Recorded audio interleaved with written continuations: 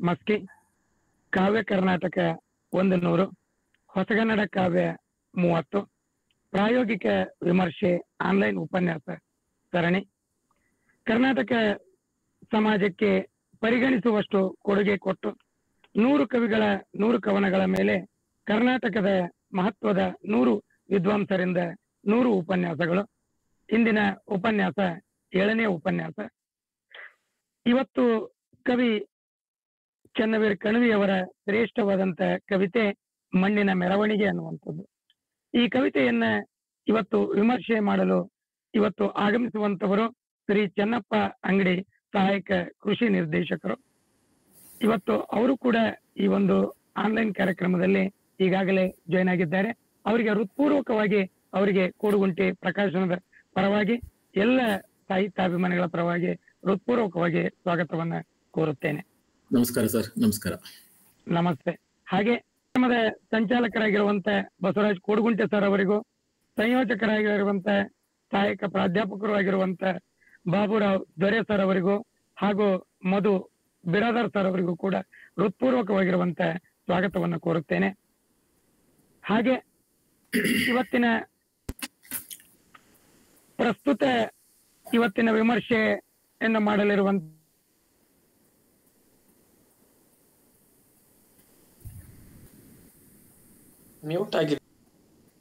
ಇವತ್ತು ವಿಮರ್ಶೆಯನ್ನ ಮಾಡಲಿರುವಂತಹ ಚೆನ್ನಪ್ಪ ಅಂಗಡಿ ಸರ್ ಅವರ ಕಿರು ಪರಿಚಯವನ್ನ ನಾನು ಮಾಡಿಕೊಡುತ್ತೇನೆ.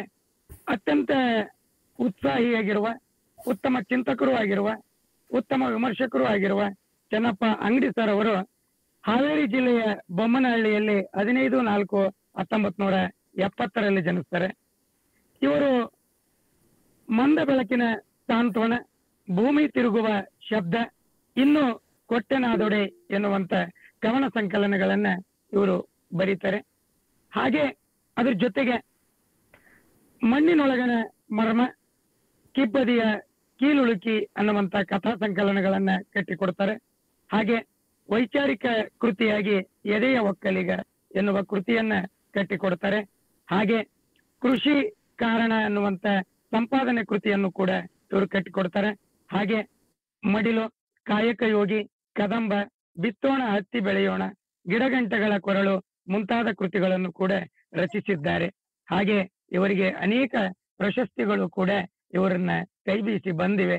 ಅದರಲ್ಲಿ ಪ್ರಮುಖವಾದಂತ ಪ್ರಶಸ್ತಿಗಳನ್ನು ನೋಡೋದಾದ್ರೆ ಕಾವ್ಯಕ್ಕೆ ಭೂಚೇತನ ಪ್ರಶಸ್ತಿ, ಹಾಗೆ ಸಾಹಿತ್ಯ ಅಕಾಡೆಮಿ ಪ್ರಶಸ್ತಿ, ಕನ್ನಡ ಸಾಹಿತ್ಯ ಪರಿಷತ್ತಿನ ಮುದ್ದಣ ರತ್ನಾಕರ ವರ್ಣಿ ಅನಾಮಿಕ ಪ್ರಶಸ್ತಿ, ಹಾಗೆ ಮುಂಬೈಯಿಂದ ವಿಭಾ ಸಾಹಿತ್ಯ ಪ್ರಶಸ್ತಿ, ಪೇಜಾವರ್ ಸದಾಶಿವರಾಯ್ ಪ್ರಶಸ್ತಿ, ಹಾಗೆ ಕಾಸರಗೋಡಿನ ಕೇರಳದಿಂದ ಪೆರ್ಲ್ ಕಾವ್ಯ ಪ್ರಶಸ್ತಿಯು ಕೂಡ ಇವರಿಗೆ ಲಭಿಸಿದೆ.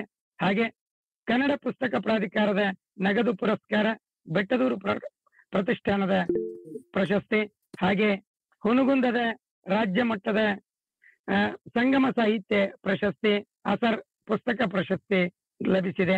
ಹಾಗೆ ಶ್ರೀ ಲೇಖಿಕಾ ಅನ್ನುವಂತ ರಾಜ್ಯ ಮಟ್ಟದ ಕಥಾ ಸ್ಪರ್ಧೆಯಲ್ಲಿ ಪ್ರಥಮ ಸ್ಥಾನವನ್ನ ಪಡೆದುಕೊಂಡವರು ಕೂಡ ಈ ಚೆನ್ನಪ್ಪ ಅಂಗಡಿ ಸರ್ ಅವರು. ಹಣತೆ ಎನ್ನುವ ರಾಜ್ಯ ಮಟ್ಟದ ಕಾವ್ಯ ಸ್ಪರ್ಧೆಯಲ್ಲಿ ಕೂಡ ಪ್ರಥಮ ಸ್ಥಾನವನ್ನ ಪಡೆದಿದ್ದಾರೆ. ಹಾಗೆ ಸಂಕ್ರಮಣ ಕಥೆ ಹಾಗೂ ಕಾವ್ಯ ಪ್ರಶಸ್ತಿ, ಪ್ರಜಾವಾಣಿ ದೀಪಾವಳಿ ಸ್ಪರ್ಧೆಯ ಕಾವ್ಯ ಹಾಗೂ ಕಥಾ ಪ್ರಶಸ್ತಿಯನ್ನ ಪಡೆದಿದ್ದಾರೆ. ಸಂಯುಕ್ತ ಕರ್ನಾಟಕದ ವರ್ಷದ ಕಥೆ ಸ್ಪರ್ಧೆಯಲ್ಲಿ ಪ್ರಥಮ ಸ್ಥಾನವನ್ನ, ಹಾಗೆ ತರಂಗ ಕಥಾ ಸ್ಪರ್ಧೆಯಲ್ಲಿ ಅತ್ಯುತ್ತಮ ಕಥೆ ಪ್ರಶಸ್ತಿ, ತುಷಾರ ಕಥಾ ಪ್ರಶಸ್ತಿ, ಹಾಗೆ ವಿಜಯವಾಣಿ ದೀಪಾವಳಿ ಹಾಗೂ ವಿಜಯ ಕರ್ನಾಟಕ ಯುಗಾದಿ ಕಥಾ ಸ್ಪರ್ಧೆಗಳಲ್ಲಿ ಕೂಡ ಅಲ್ಲಿ ಅನೇಕ ಪ್ರಥಮ ಬಹುಮಾನಗಳನ್ನ, ಪ್ರಥಮ ಪ್ರಶಸ್ತಿಯನ್ನ ಪಡೆದುಕೊಂಡಂತವರು ಕೂಡ ಚೆನ್ನಪ್ಪ ಅಂಗಡಿ ಸರ್ ಅವರು. ನಿಜಕ್ಕೂ ಕೂಡ ಇವತ್ತಿನ ಚನ್ನವೀರ ಕಣವಿ ಅವರ ಕವಿತೆಯನ್ನ ವಿಮರ್ಶೆ ಮಾಡಲಿರುವಂತ ಚೆನ್ನಪ್ಪ ಅಂಗಡಿ ಸರ್ ಅವರು ಇವತ್ತು ಈ ಕಾರ್ಯಕ್ರಮದಲ್ಲಿರುವಂತವರು ಉತ್ತಮ ಚಿಂತಕರು ಹೌದು, ವಿಮರ್ಶಕರು ಹೌದು, ಉತ್ತಮ ವಾಗ್ಮಿಗಳು ಹೌದು. ಹಾಗೆ ನೂರಾರು ವಿಮರ್ಶೆಗಳನ್ನ, ಚಿಂತನೆಗಳನ್ನ ಮಾಡಿರ್ತಕ್ಕಂಥ ಇವರು ಇವತ್ತಿನ ಈ ಒಂದು ಕಾರ್ಯಕ್ರಮದಲ್ಲಿ ಚನ್ನವೀರ ಕಣವಿ ಅವರ ಕವಿತೆಯಾಗಿರುವಂತಹ ಮಣ್ಣಿನ ಮೆರವಣಿಗೆ ಅನ್ನುವಂತ ಕವಿತೆಯನ್ನ ವಿಮರ್ಶಿಸಲಿದ್ದಾರೆ. ಅವರಿಗೆ ತುಂಬು ಹೃದಯದ ಸ್ವಾಗತವನ್ನ ಮತ್ತೊಮ್ಮೆ ಹೃದಯ ಸ್ಪರ್ಶಿ ಸ್ವಾಗತವನ್ನ ಕೋರುತ್ತೆ ಅವರನ್ನ ವಿಮರ್ಶೆಗೆ ಒಳಪಡಿಸ್ತೇನೆ. ಧನ್ಯವಾದಗಳು. ಕಾವ್ಯ ಕರ್ನಾಟಕ 100 ಇದನ್ನೊಂದು ಕಾವ್ಯ ಕಾಳಜಿಯ ಕಾರ್ಯಕ್ರಮ ಅಂತಂದು ನಾನು ಕರೆಯೋದಕ್ಕೆ ಇಷ್ಟಪಡ್ತೇನೆ. ಈ ಒಂದು ಕಾರ್ಯಕ್ರಮದಲ್ಲಿ ಹಿರಿಯರಾದಂಥ ಬಸವರಾಜ್ ಕೋಡ್ಗುಂಟೆ ಸರ್ ಅವರು, ಬಾಬುರಾಯ್ ದೊರೆ ಅವರು ಇದ್ದಾರ, ಪರಶುರಾಮ್ ಕೋಡ್ಗುಂಟೆ ಅವರು ಇದ್ದಾರ, ಮಧು ಬಿರಾದಾರ್ ನನ್ನ ಸ್ನೇಹಿತ ಕೂಡ ಈ ಕಾರ್ಯಕ್ರಮದಲ್ಲಿ ಇದ್ದಾರೆ. ಮಧು ನಿನ್ನೆ ನನಗೆ ಫೋನ್ ಮಾಡಿ ಈ ಮೊದಲ ನನ್ನ ಜೊತೆಗೆ ಮಾತಾಡಿ ತಮ್ಮ ಎಂದಿನ ಮಧುರವಾದ ಭಾಷೆ ಒಳಗಡೆ ನನ್ನ ವಿಮರ್ಶೆಯ ಪರಿಭಾಷೆ ಹೆಂಗಿರ್ಬೇಕನ್ನುವಂಥ ಮಾತನ್ನ ಹೇಳಿದರು. ಅದಲ್ಲದೆ ಈ ಕಾರ್ಯಕ್ರಮಕ್ಕೆ ಬಹಳಷ್ಟು ಸಾಹಿತ್ಯಾಭಿಮಾನಿಗಳು ಆನ್ಲೈನ್ ಮೇಲೆ ಬರೋದ್ರಿಂದ ನೀವು ಲಘುನ ಬಂದು ಟವೆಲ್ ಹೋಗೋದು ಸೀಟ್ ಹಿಡ್ಕೋಬೇಕ್ರಿ ಸರ್ ಅಂತಂದು ಹೇಳಿದ್ರು. ಆ ಪ್ರಕಾರ ನಾನು ಮುಂಚಿತವಾಗಿ ಲಾಗಿನ್ ಆಗಿದ್ದೀನಿ. ಪ್ರಭುದೇವ್ ಅವರು ಶೂನ್ಯ ಪೀಠವನ್ನ ಅಲಂಕರಿಸಂತ ನಾನು ಭಾವಿಸ್ಕೊಂತೇನೆ. ಬಸವರಾಜ್ ಕೋಡ್ಗುಂಟೆ ಸರ್ಗೆ ಮತ್ತು ಇಲ್ಲಿ ನಡೆದಿರ್ತಕ್ಕಂಥ ಎಲ್ಲ ಸಾಹಿತ್ಯಾಸಕ್ತ ಬಂಧುಗಳಿಗೆ, ನಾಡಿನ ಹೆಸರಾಂತ ವಿಮರ್ಶಕರು, ಕವಿಗಳು, ಕಾವ್ಯ ಪ್ರೇಮಿಗಳು ತಾವೆಲ್ಲ ಆನ್ಲೈನ್ ಅಲ್ಲಿ ಭಾಗವಹಿಸಿದಿರಿ. ತಮಗೆಲ್ರಿಗೂ ಮತ್ತೊಮ್ಮೆ ನನ್ನ ಕೃತಜ್ಞತಾಪೂರ್ವಕವಾದಂಥ ನಮಸ್ಕಾರಗಳನ್ನ ಸಲ್ಲಿಸ್ತಾ, ಇವತ್ತಿನ ನನ್ನ ವಿಷಯ ಚನ್ನವೀರ ಕಣಿವೆಯವರ ಮಣ್ಣಿನ ಮೆರವಣಿಗೆ ಅನ್ನುವಂಥ ಕಾವ್ಯವನ್ನು ಇಟ್ಕೊಂಡು ನಾ ತಮ್ಮ ಜೊತೆಗೆ ಮಾತಾಡ್ಬೇಕಾಗೈತಿ. ನನಗೆ ಕೊಟ್ಟಿರ್ತಕ್ಕಂಥ ಸಮಯಾವಧಿ 30 ನಿಮಿಷ. ಈಗ 6:37 ಆಯ್ತು. ನಾನು 30 ನಿಮಿಷದಲ್ಲಿ ಮುಗಿಸೋದಕ್ಕೆ ಪ್ರಯತ್ನವನ್ನ ಮಾಡ್ತೇನೆ. ಒಂದ್ ವೇಳೆ ಒಂದು 5 ನಿಮಿಷ ಎಕ್ಸ್ಟ್ರಾ ಆದ್ರೂ 35 ನಿಮಿಷ ಹಿಂಗೆಲ್ಲ ಆದ್ಮೇಲೆ ನನಗೆ ಪ್ರಭು ಆಗಲಿ ಅಥವಾ ಮಧು ಆಗಲಿ ಸ್ವಲ್ಪ ನೆನಪು ಮಾಡಿದ್ರೆ ಒಳ್ಳೇದಂತಂದು ನನ್ನ ಭಾವನೆ. ಯಾಕಂದ್ರೆ ಮಾತಾಡ್ತಾ ಹೊಂಟಂಗೆ ನನಗೆ ಟೈಮಿಂದು ಅರಿವು ಬರ್ಲಿಕ್ಕಿಲ್ಲ. ಇರ್ಲಿ, ಸಮಯದ ಚೌಕಟ್ಟಿನೊಳಗಡೆ ಕಾರ್ಯಕ್ರಮವನ್ನ ಮುಂದುವರಿಸೋಕೆ ಪ್ರಯತ್ನ ಮಾಡೋಣ. ಚನ್ನವೀರ ಕಣಿವೆಯವರ ಮಣ್ಣಿನ ಮೆರವಣಿಗೆ ಬಹಳ ಪ್ರಸಿದ್ಧವಾದಂಥ, ಬಹಳ ಚರ್ಚಿತ ಕವಿತೆ ಅಂತಂದು ನಾವೆಲ್ಲ ಹೇಳ್ಬೋದು. ನಾನು ಸಾಹಿತ್ಯದ ವಿದ್ಯಾರ್ಥಿ ಅಲ್ಲ, ವಿಜ್ಞಾನದ ವಿದ್ಯಾರ್ಥಿ. ಎದುರಿಗೆ ಬಂದಂಥ ಪ್ರತಿಯೊಂದು ಸಂಗತಿಯನ್ನು ಬದುಕಿನ ಅಥವಾ ಜೀವನದ ಪ್ರಯೋಗಾಲದಲ್ಲಿ ಇಟ್ಟು ಪರೀಕ್ಷಿಸಿ ನೋಡುವಂತ ಒಂದು ಜಾಯಮಾನದವನು. ಮತ್ತು ವಿಮರ್ಶೆ ಕೂಡ, ನಾನು ಸಾಹಿತ್ಯದ ವಿದ್ಯಾರ್ಥಿ ಅಲ್ಲ ಅಂತ ಹೇಳಿದೆ, ಮತ್ತು ವಿಮರ್ಶೆ ನನ್ನ ದೈನಂದಿನ ಬರವಣಿಗೆ ಅಲ್ಲ, ನಾನೊಂಥರ ಅಸೈನ್ಮೆಂಟ್ ವಿಮರ್ಶಕ ಇದ್ದಂಗೆ. ಈಗ ಹೆಂಗ ಕೋಡ್ಗುಂಟೆ ಸರ್ ನನಗೆ ಹೇಳಿ ಒಂದು ಕೆಲಸ ಹಚ್ಚಿದ್ರಲ್ಲ, ಇಂಥ ಸಂದರ್ಭ ಒಳಗಡೆ ಮಾತ್ರ ನಾನು ವಿಮರ್ಶೆಯನ್ನು ಮಾಡುವಂತ ಒಂದು ಪರಿಪಾಠವನ್ನು ಬೆಳೆಸ್ಕೊಂಡ್ ಬಂದೇನಿ. ಇದು ಒಂದು ಪ್ರಾಯೋಗಿಕ ವಿಮರ್ಶೆ ಅಂತಂದು ನಾವೆಲ್ಲ ಹೇಳ್ತಾ ಇದ್ದೀವಿ. ಮಣ್ಣಿನ ಮೆರವಣಿಗೆ ಕವಿತೆಯ ವಸ್ತು ಮತ್ತು ಆಶಯ ಏನಾಗಿದೆ, ಥೀಮ್ ಅಥವಾ ಮೋಟಿಫ್ ಅಂತ ಹೇಳ್ಬೋದು ನಾವು. ಇದರ ರಾಚನಿಕ ಅಂಶಗಳು, ಅದರ ರಚನಾ ಶೈಲಿ ಅಥವಾ ಭಾಷೆ ಇರ್ಬೋದು, ಎಲ್ಲ ಸಂಗತಿಗಳನ್ನ ನಾನು ಪ್ರಾಯೋಗಿಕ ವಿಮರ್ಶೆಯ ಭಾಗವಾಗಿ ಮಾತಾಡಬೇಕನ್ನೋದು ನಿಮ್ಮ ನಿರೀಕ್ಷೆ ಅಂತ ನಾನು ಭಾವಿಸ್ಕೊಂಡಿದ್ದೀನಿ.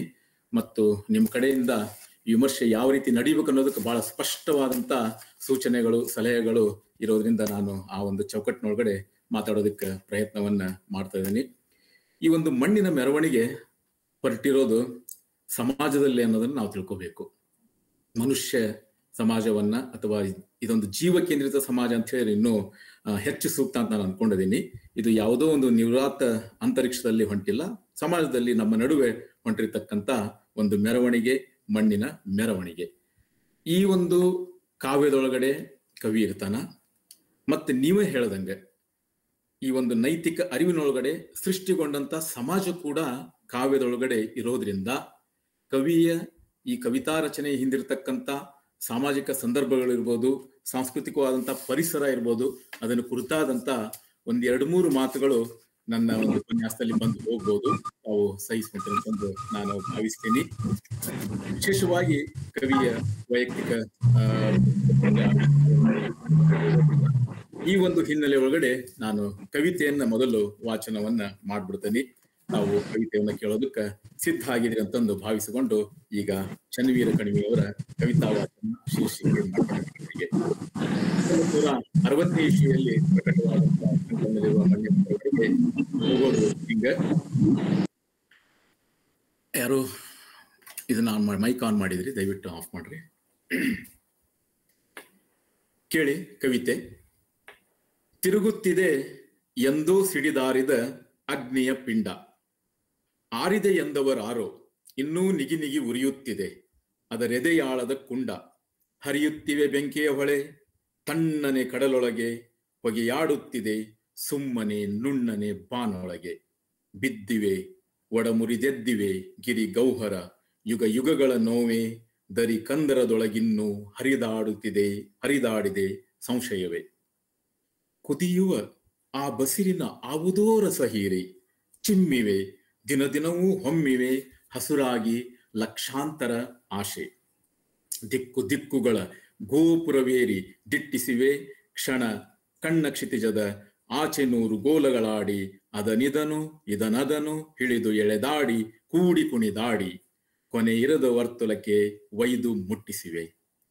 ಸಂಜೆ ಮುಂಜಾವುಗಳ ಸೂರ್ಯಬಿಂಬದ ಸುತ್ತು ಸದ್ದು ಗದ್ದಲವಿಲ್ಲದೆದ್ದು ಬಾನಂಗಳಕ್ಕೆ ಬರುವ ಚಂದ್ರನ ಹೆಗಲ ಮೇಲೆ ಹೊತ್ತು ಬಾನಕಣದಲ್ಲಿ ಕೋಟಿ ಚಿಕ್ಕೆ ಹಂತಿಯ ಕಟ್ಟಿ ದಿವದ ಬದುಕನ್ನು ಒಕ್ಕಿ ರಾಶಿ ಮಾಡಿ ಬೆಳಕು ಚಕ್ರಾಕಾರ ತಿರುಗುತ್ತಿದೆ. ಈ ಕವಿತೆಗೆ 3 ಭಾಗ ಇದಾವು. ಒಂದು ಭಾಗವನ್ನು ನಾವು ಓದಿ ಮುಗಿಸಿದೆ. ಸ್ವಲ್ಪ ದೀರ್ಘವಾದಂತ ಕವಿತೆ, ನಾನು ಕ್ಷಿಪ್ರವಾಗಿ ಓದೋದು ಪ್ರಯತ್ನ ಮಾಡ್ತೀನಿ. 2ನೇ ಭಾಗ ಈಗ. ಮಣ್ಣ ಮನೆಯೊಳೋ ಮಗುವು ಕಣ್ಣು ತೆರೆದಿತ್ತು. ಬೆಳಕಿಂಡಿಯಿಂದ ಪಡಸಾಲೆಯಲ್ಲಿ ಮೂಲೆಯಲ್ಲಿ ಕೋಲಾಡಿಸಿ ತೆಳವಿಸಿಲು. ದೇವರ ಬಂಗಾರದ ಕುದುರೆ ಕಿಟಕಿಯಲ್ಲಿ ಕೈ ಚಾಚಿ ಕರೆದ ಚಂದ್ರ ಚಂದಪ್ ಚೆಲುವ ಚುಂಗು ಬಿಟ್ಟುಕೊಂಡು ಬರುವ. ಚಿಕ್ಕೆ ನಕ್ಕವು ಬಾನ ಕನ್ನಡಿಯ ತುಣುಕಿನಲ್ಲಿ ಬಾನ ಬೀದಿಗೆ 100 ಬೆಳ್ಳಿಯ ರಥ. ಅಕ್ಕಪಕ್ಕದ ಮರದ ಹೂ ತುರಾಯಿಯ ಮೇಲೆ ಹಾಡಿನುಯ್ಯಾಲೆ ಅಕ್ಕ ಓ ಚಿಕ್ಕವೂ. ಸಾಲೆ ಕೋಣೆಯಲ್ಲೊಂದು ಮಗ್ಗಿ ಒಪ್ಪಿಸುವಾಗ ಮೇಜ ಮೇಲೆಯೇ ಇತ್ತು ಪೃಥ್ವಿಗೋಳ. ಗೋಡಿನಲ್ಲಿ ಕುಳಿತು ಕಟಕರಿಸಿತ್ತು ಪಾರಿವಾಳ. ಕಿಟಕಿಯಾಚೆಗೆ ದೂರ ಬೆಟ್ಟ ಬಯಲುಗಳಲ್ಲಿ ಮುಂಗಾರು ಮಳೆ ಬೆಳೆದ ಭಾವ ಮೇಳ. ಮಣ್ಣಿನೆದೆಯೊಳು ಸ್ನೇಹವಂಕುರಿಸಿ ಬೆಳೆದಿಂಗಳಿನ ಹೊನಲೆ ಎಲ್ಲೆಲ್ಲೂ ಹರಿದು ಕಣ್ಣೆದುರು ಸಾಗಿತ್ತು ಮಣ್ಣ ಮೆರವಣಿಗೆ ಇಲ್ಲಿಂದ ಆ ಬಾನಗುಡಿಯವರೆಗೆ. ಭಾಗ 3. ಕತ್ತಲೆಯ ಕೋಣೆಯಲ್ಲಿ ಹುಣ್ಣಿಮೆ ಹರಿದಾಡಿ ಮಣ್ಣ ಗೋಡೆಯ ಮೇಲೆ ಬಣ್ಣ ಬರೆದಿತ್ತು.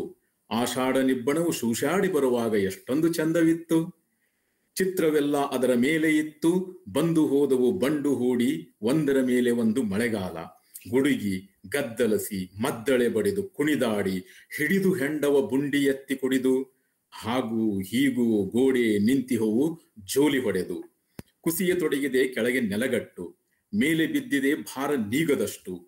ಎಷ್ಟು ಮಣ್ಣನ್ನು ಹಾಕಿ ಮೆತ್ತಿದರೂ ಪ್ರತಿ ವರ್ಷ ಇದರ ಹಾಡೇ ಇಷ್ಟು. ಮಾಳಿಗೆಯ ಮೇಲೆ ಇರುವೆಗಳ ಸಾಲು ದುರ್ಗ. ಜಂತಿಯಲ್ಲಿ ಇಲಿಗಳೋಡಾಡಿ ದಿನವೂ ಬುಟ್ಟಿ ಮಣ್ಣುದಿರಿ. ಎಲ್ಲಿ ನೋಡಿದರಲ್ಲಿ ಸುರಂಗ ಮಾರ್ಗ. ಇರುಳಿನಲ್ಲಿ ಕುರುಡು ಬೆಳಕಿನ ಸುತ್ತ ನೆರಳುಗಳ ಕುಣಿತ. ಇತ್ತೋ ಇಲ್ಲೋ ಎನಿಸಿಬಿಡುವ ಕತ್ತಲೆ ಒಳಗೆ. 10 ಸಲ ಆರಿ ಹತ್ತುವ ದೀಪ ಬೀದಿಯಲ್ಲಿ. ಕೂಟುಗಳಲ್ಲಿ ಬೂಟು ಸಪ್ಪಳ ಸೀಟಿ ದಾಟಿ ಹೊಸತಿನ ಲಾಚೆ ಹೋದರೇನೋ ಎಂತೋ. ಒಟ್ಟಿನ ಮೇಲೆ ಪರಿಸ್ಥಿತಿ ತುಂಬಾ ಶೋಚನೀಯ. ಮೇಲೆ ಕಣ್ಣಿಟ್ಟ ಕಡೆಗೆಲ್ಲ ಜ್ಯೋತಿರ್ಮಾಲೆ. ನೀಲ ಬೆಳಕಿನ ಪೂರ್ವ ನೃತ್ಯ ಶಾಲೆ. ಮಣ್ಣ ಮಡಿಲಳು ನಿತ್ಯ ಯಾತನೆಯ ನೆಲಗುಮ್ಮ. ಎಚ್ಚೆತ್ತು ತಾಯಿ ಎವೆ ಬಿಚ್ಚೆ ಏಳಮ್ಮ. ಮಲಗಿರುವ ತಾಯಿ ಪೃಥ್ವಿ. ಕತ್ತಲೆಯ ಹುತ್ತ ಬೆಳೆದಿದೆ ಎತ್ತ ಸರಿದರು. ಆದರೂ ಎಂತ ಸೋಜಿಗವೆಂದಿ. ಬೆಳಕಿನಿಂದಲೇ ಅದರ ಉಪಜೀವನ. ಜನನದಲ್ಲಿ ಮರಣದಲ್ಲಿ ತುಂಬಿ ಜಯಗಾನ. ಚಳಿಗಾಲದಲ್ಲಿ ಮೈ ಸೆಟೆದುಕೊಂಡಿದ್ದ ತರು ಬಂದು ನಿಂತಿದೆ ಬೀದಿ ಮಧ್ಯದಲ್ಲಿ. ಸಿಂಗಾರಗೊಂಡ ತೇರು ಬೇಡವೆಂದವರ್ಯಾರು. ಹಲಗೆ ಬಾರಿಸಿ ಕಹಳೆ ಯೂದಿ ಸಾಗಲಿ ಮುಂದೆ ದುಂದು ಮೆರವಣಿಗೆ. ಓ ಜೀವನವೇ ಶುಭಮಸ್ತು ನಿನಗೆ. ಹಲಗೆ ಬಾರಿಸಿ ಕಹಳೆಯೂದಿ ಸಾಗಲಿ ಮುಂದೆ ದುಂದು ಮೆರವಣಿಗೆ. ಓ ಜೀವನವೇ ಶುಭಮಸ್ತು ನಿನಗೆ. ಇದು ಕವಿತೆಯ ಪಠ್ಯ. ಈ ಒಂದು ಕವಿತೆಯನ್ನು ಇಟ್ಕೊಂಡು ತಮ್ಮ ಜೊತೆಗೆ ಕೆಲವು ವಿಮರ್ಶಾತ್ಮಕ ಸಂಗತಿಗಳನ್ನ ನಾನು ಚರ್ಚೆ ಮಾಡಬೇಕಾಗೈತಿ. ಈಗಾಗಲೇ ನಿಮ್ಮ ಗಮನ ಇರ್ತದೆ. ಕುಶಾಲ್ ಸಿರಿಯವರು ತಮ್ದು ಮ್ಯೂಟ್ ಮಾಡ್ಕೋಬೇಕು. ಕೇಳಿದ ಮೇಲೆ ತಮಗನಿಸ್ತದೆ ಇದೊಂದು ನವ್ಯ ಮಾದರಿಯ ಕವಿತೆ. ಇಲ್ಲಿ ಒಂದು ರೀತಿಯಾದಂತ ಆತ್ಮನಿರೀಕ್ಷೆಗೆ ಹೆಚ್ಚಿನ ಒತ್ತು ನೀಡಲಾಗಿದೆ ಅಂತಂದು ನನಗನಿಸ್ತತಿ. ಬಹಿರ್ಮುಖತೆಗಿಂತ ಅಂತರ್ಮುಖತೆ ಕಡೆಗೆ ಇಲ್ಲಿ ಪ್ರಾಶಸ್ತ್ಯ ಇರೋದನ್ನು ಕೂಡ ನಾವು ನೋಡ್ತಾ ಇದ್ದೀವಿ. ಕವಿತೆ ಮುಂದುವರಿಯೋದು ಹಿಂಗೆ: ತಿರುಗುತ್ತಿದೆ ಎಂದೋ ಸಿಡಿದಾರಿದ ಅಗ್ನಿಯ ಪಿಂಡ, ಆರಿದೆ ಎಂದವರಾರೋ ಇನ್ನೂ ನಿಗಿ ನಿಗಿ ಉರಿಯುತ್ತಿದೆ ಅದರೆದೆಯಾಳದ ಕುಂಡ. ಇದೊಂದು ವೈಜ್ಞಾನಿಕವಾದಂತ ಸತ್ಯವನ್ನ ಇಟ್ಟುಕೊಂಡು ಕವಿ ನಡೆಸ್ತಾ ಇರತಕ್ಕಂತ ಶೋಧನೆ. ನಿಮಗೆಲ್ಲ ಗೊತ್ತೈತಿ, ಫಿಸಿಕ್ಸ್ ನೊಳಗಡೆ ಇರುವಂತಹ ಸ್ಟೀಫನ್ ಹಾಕಿಂಗ್, ಫಿಸಿಕ್ಸ್ ವಿಷಯದ ಸ್ಟೀಫನ್ ಹಾಕಿಂಗ್ ತನ್ನ ಮಹಾಸ್ಫೋಟ ಸಿದ್ಧಾಂತದ ಆಧಾರದ ಮೇಲೆ ಈ ಭೂಮಿ ಹೆಂಗೆ ಸೃಷ್ಟಿ ಆಯ್ತು ಅನ್ನೋಂತ ಒಂದು ಮಾತನ್ನ ಹೇಳ್ತಾನ. ಅಗಾಧವಾದಂತ ಬೆಳಕು ಅದರ 1/3 ಸಿಡಿದು ತಣ್ಣಗಾಗಿದ್ದನೆ ಈ ಸೌರವ್ಯೂಹ ಮತ್ತು ಭೂಮಿ ಅನ್ನೋದನ್ನ ನಾವೆಲ್ಲ ಪ್ರಾಥಮಿಕ ಶಾಲಾ ಶಿಕ್ಷಣ ಹಂತದಿಂದ ಕಲ್ಕೊಂಡ್ ಬಂದಿದ್ದೀವಿ. ಅದು ಆರಿ ತಣ್ಣಗಾದ ಮೇಲೆ ಭೂಮಿಯ ಮೇಲೆ ಜೀವಿಗಳೆಲ್ಲ ಹುಟ್ಟಿ ಬಂದವು, ಮನುಷ್ಯನನ್ನು ಸೇರ್ಕೊಂಡು. ಕವಿಯ ಅಳಲು ಅಥವಾ ಕವಿಯ ಭಾವ ಏನಂತ ಹೇಳಿದ್ರ, ಈ ಭೂಮಿ ಆರಿದೆ ಎಂದವರಾರೋ, ಇದ್ರೊಳಗಡೆ ನಿಗಿ ನಿಗಿ ಅನ್ನುವಂತ ಅಗ್ನಿಯ ಪಿಂಡ ಐತಿ, ಅದು ಕೊತ್ತ ಉರಿಯಾಕತ್ತೈತಿ, ಅದು ಜ್ವಾಲಾಮುಖಿಯ ರೂಪದಲ್ಲಿ ಅಲ್ಲಲ್ಲಿ ನಾವು ಪ್ರಕಟಗೊಳ್ಳೋದನ್ನು ಕೂಡ ನೋಡ್ತಾ ಇದ್ದೇವೆ. ಮತ್ತೆ ಈ ಭೂಮಿ ತಣ್ಣಗಾಗೈತಿ ಅಂತಂದು ಹೇಳಿದವರು ಯಾರು? ಇದನ್ನ ನಂಬೋದ್ ಹೆಂಗ್ ನಾವು? ಹರಿಯುತ್ತಿದೆ ಬೆಂಕಿಯ ಹೊಳೆ ತಣ್ಣನೆ ಕಡಲೊಳಗೆ, ಹರಿಯುತ್ತಿದೆ ಬೆಂಕಿಯ ಹೊಳೆ ತಣ್ಣನೆ ಕಡಲೊಳಗೆ. ಅವು ಬೆಂಕಿಯ ಹೊಳೆಯಾದರೂ ಅವು ಹರಿಯೋದು ಮಾತ್ರ ತಣ್ಣನೆಯ ಕಡಲೊಳಗೆ ಅನ್ನುವಂತ ಕವಿಯ ಭಾವ ಬಹಳ ಮುಖ್ಯ. ಕವಿತೆಯ ಎಲ್ಲ ಸಾಲುಗಳನ್ನು ಇಟ್ಕೊಂಡು, ಅದು ಯಾಕಂತ ಹೇಳಿದ್ರೆ ಅದೊಂದು 3 ಪುಟದ ದೀರ್ಘವಾದ ಕವಿತೆ ಇರೋದ್ರಿಂದ ಪ್ರತಿಯೊಂದು ಸಾಲನ್ನು ಇಟ್ಕೊಂಡು ನಾನು ವಿಶ್ಲೇಷಣೆ ಮಾಡಕ್ ಹೋಗಲ್ಲ. ಕೆಲವು ಮಿಂಚುವ ಸಾಲುಗಳು ಮತ್ತು ಒಂದು ರೀತಿಯಾದಂತ ಪಲ್ಲಟಗಳನ್ನ ಸೂಚಿಸುವಂತ ಸಾಲುಗಳು ಅಂತಂದು ಯಾವ ನನಗನ್ಸಿದ್ವಲ್ಲ ಅವನು ಮಾತ್ರ ನಾನು ತಮ್ಮ ಮುಂದೆ ಪ್ರಸ್ತುತಪಡಿಸೋದು, ಅದರ ಅರ್ಥ ವಿವರಣೆ ಕೊಡೋದಕ್ಕೆ ಪ್ರಯತ್ನವನ್ನ ನಾನು ಮಾಡ್ತಾ ಇದ್ದೇನೆ. ಅವು ಬೆಂಕಿಯ ಹೊಳೆಗಳು, ಆದ್ರ ಹರಿಯೋದು ಮಾತ್ರ ತಣ್ಣನೆಯ ಕಡಲೊಳಗೆ. ಬೆಟ್ಟ ಗುಡ್ಡುಗಳು ಮೈ ಮುರಿದು ಎದ್ ನಿಂತ್ಕೊಂಡಾವು, ಗುಹೆ ಗುಹರಗಳು ಮೈ ಮುದುಡಿ ಕುಳಿತುಕೊಂಡಾವು. ಇವೆಲ್ಲ ಯುಗಗಳ ನೋವಿಗೆ ಸಾಕ್ಷಿಯಾಗಿದವು. ಅವು ಈ ಭೂಮಿ ಮೇಲೆ ನಡೀತಾ ಇರ್ತಕ್ಕಂಥ ಎಲ್ಲ ವಿದ್ಯಮಾನಗಳಿಗೆ, ಇಲ್ಲಿ ಹುಟ್ಟಿ ಬರ್ತಾ ಇರ್ತಕ್ಕಂಥ ನೋವು ನಲಿವುಗಳಿಗೆ ಅವು ಸಾಕ್ಷಿಯಾಗಿದವು. ಕಂದರದೊಳಗೆ ಹುಟ್ಟತಾ ಇರ್ತಕ್ಕಂಥ ಆ ಒಂದು ಸಂಶಯ ಏನೈತಲ್ಲ, ಅದಕ್ಕ ಕೊನೆನೇ ಇಲ್ಲ. ಇದು ಬಹಳ ಮುಖ್ಯವಾದಂತ ಭಾಗ. ಏನು ಸಂಶಯ? ಯಾರಿಗೆ ಸಂಶಯ ಬರಾಕತ್ತೈತಿ? ನಮಗ್ ಬರಾಕತ್ತೈತೋ, ಏನ್ ಕವಿ ಬರಾಕತ್ತೈತೋ, ಅಥವಾ ಸ್ವತಃ ಭೂಮಿಗನ ಬರಾಕತ್ತೈತೋ ಅನ್ನೋದನ್ನ ನಾವು ಇಲ್ಲಿ ಕಂಡ್ಕೋಬೇಕಾಗೈತಿ. ಈ ಸಂಶಯವಿರುವುದು ಕೇವಲ ಆ ಕಂದರದ ಆಳದಲ್ಲಿ ಅಲ್ಲ, ಕವಿತೆಯ ಮೇಲ್ನೋಟಕ್ಕೆ ಕಾಣೋ ರೀತಿ ಒಳಗಡೆ ಅದು ಮನುಷ್ಯನ ಮನಸ್ಸಿನ ಆಳದಲ್ಲಿ ಅಂತ ಒಂದು ಸಂಶಯ ಐತಿ.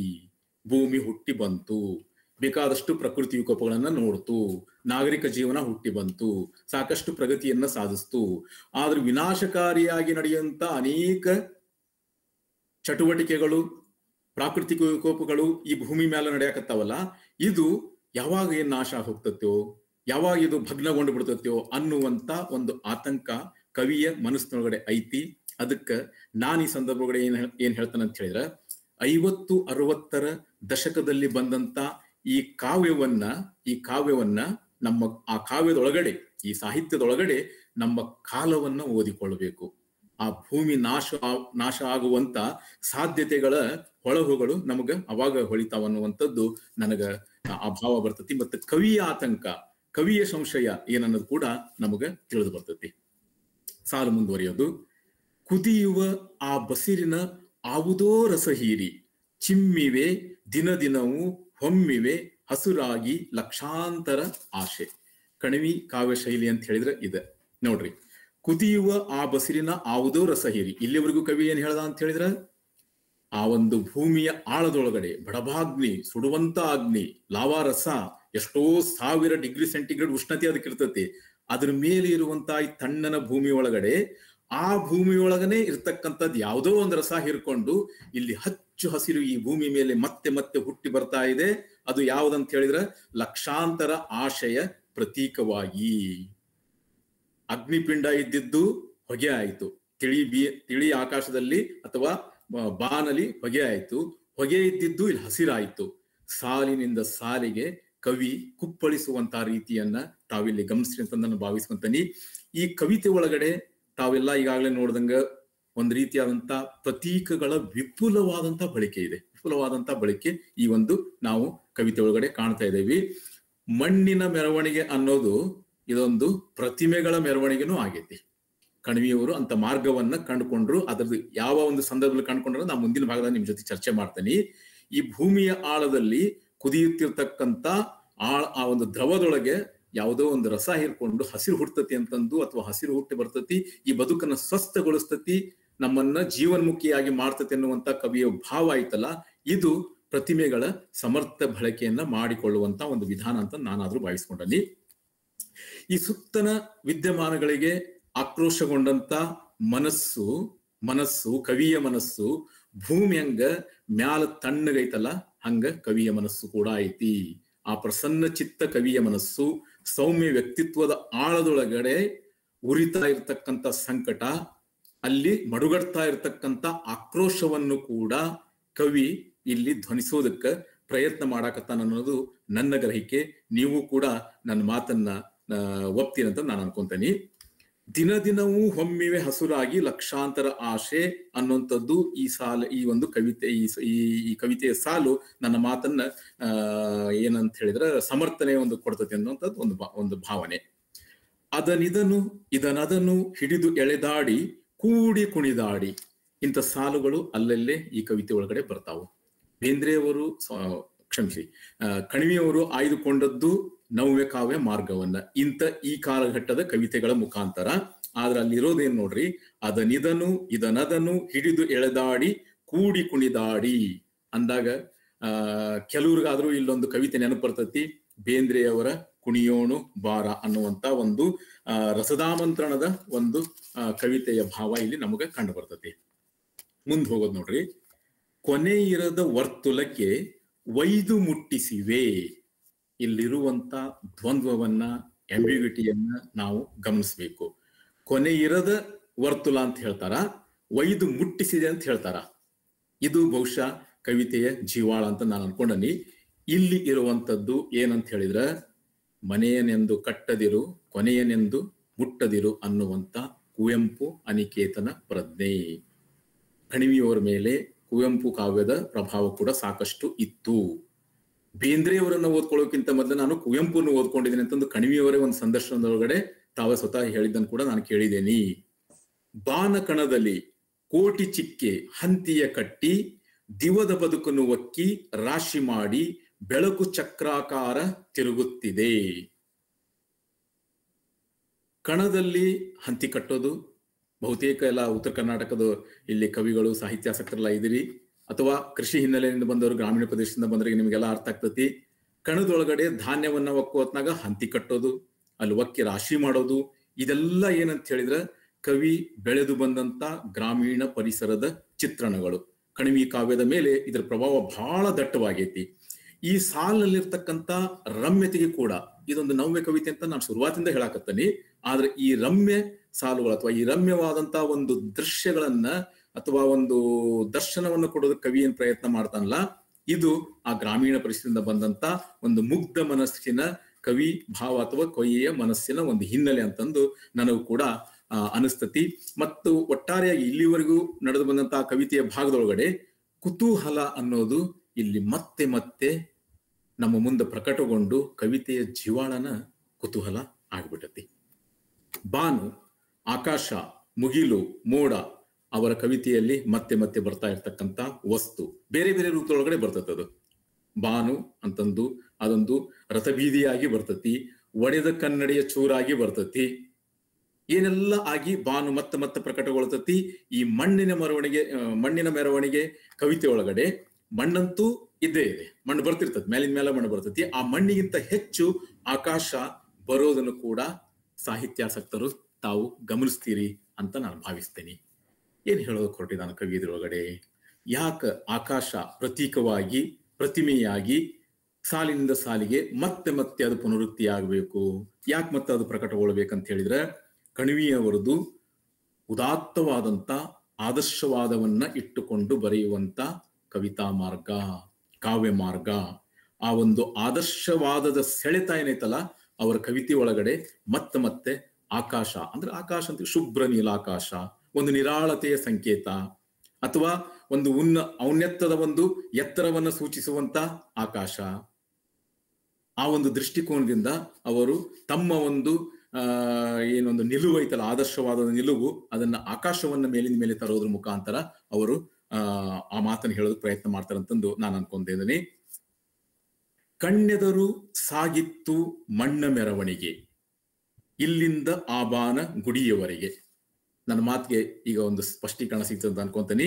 ಕಣ್ಣೆದರು ಸಾಗಿತ್ತು ಮಣ್ಣ ಮೆರವಣಿಗೆ, ಇಲ್ಲಿಂದ ಆ ಬಾನಗುಡಿಯವರೆಗೆ.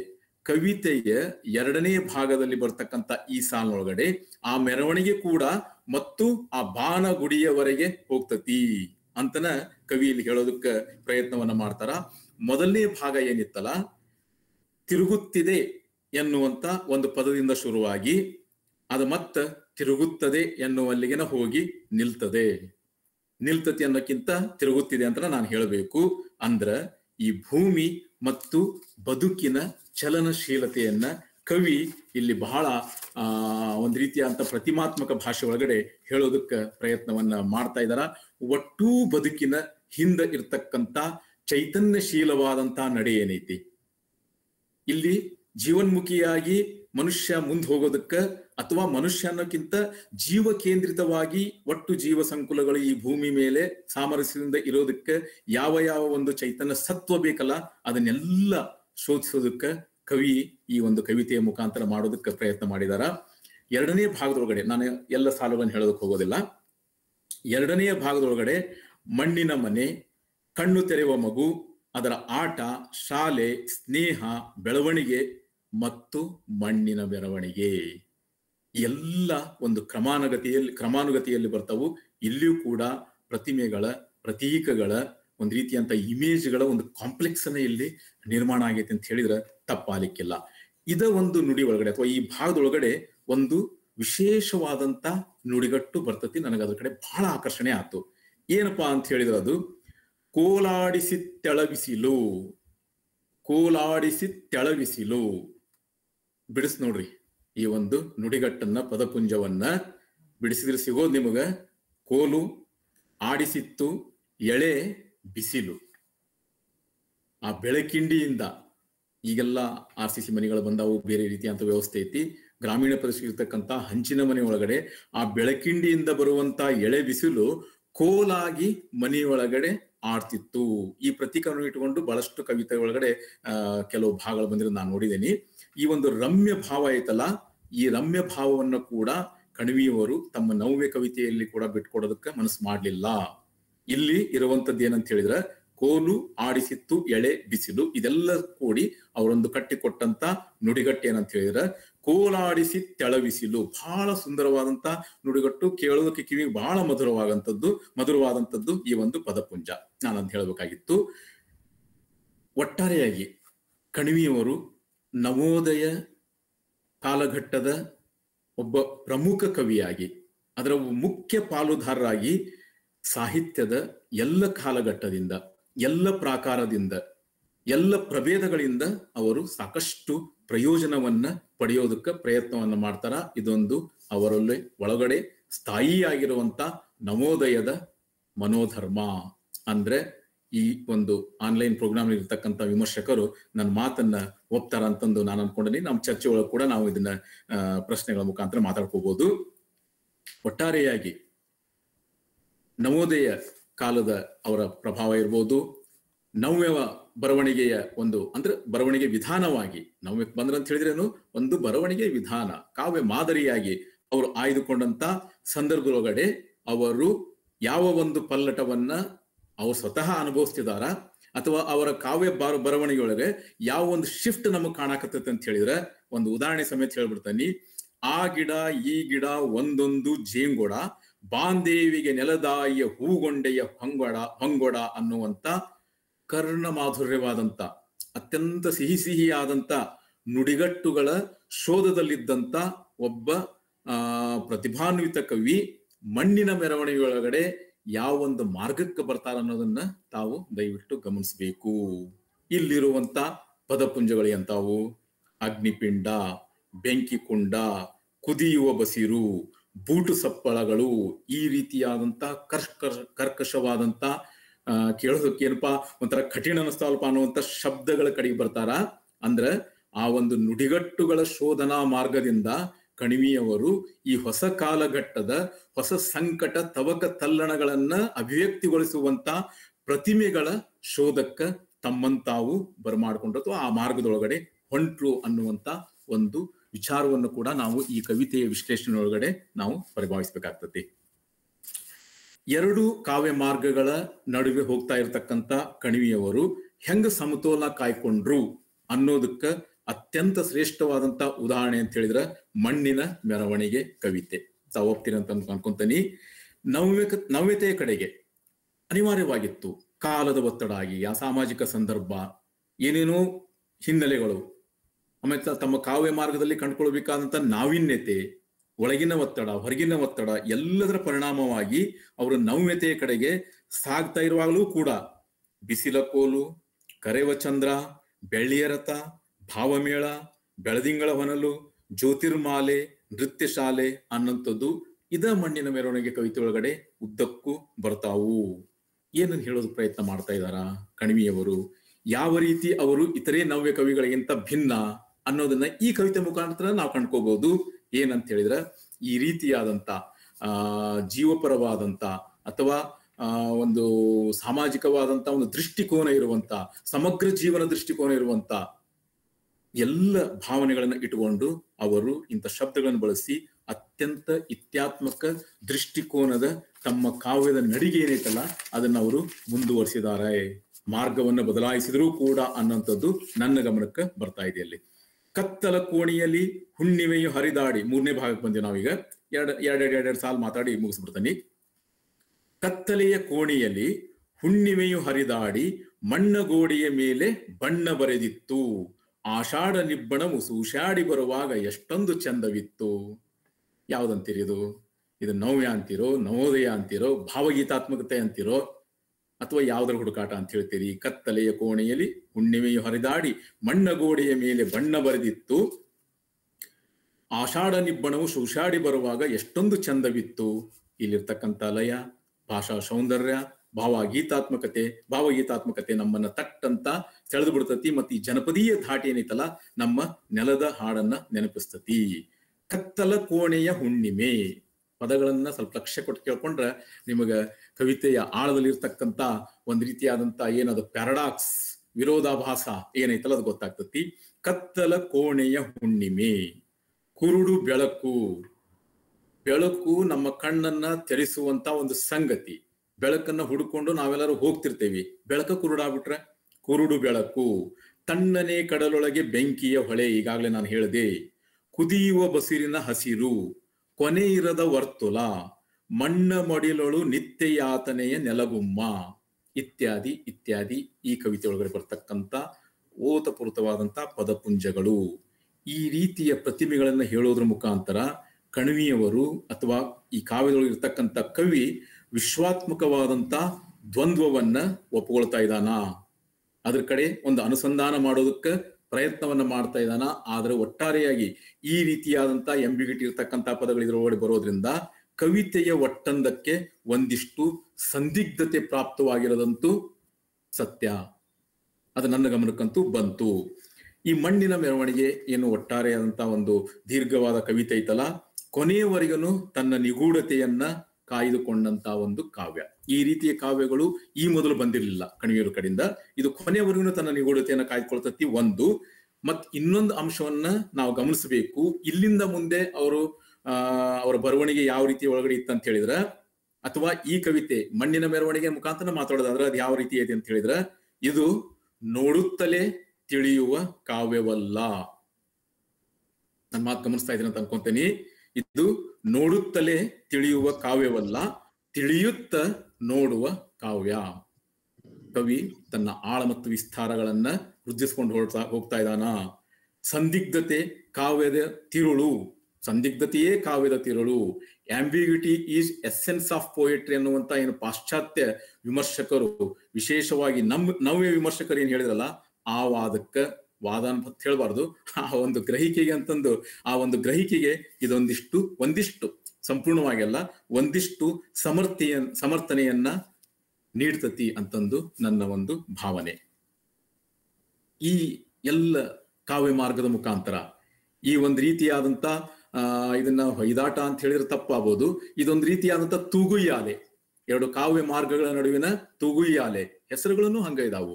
ನೆಲ, ಮುಗಿಲು, ಎರಡು ದಡ. ಅವುಗಳ ಕಾವ್ಯ ವಸ್ತುವೆಲ್ಲ ಬೇರೆ ಬೇರೆ ಇದಾವು.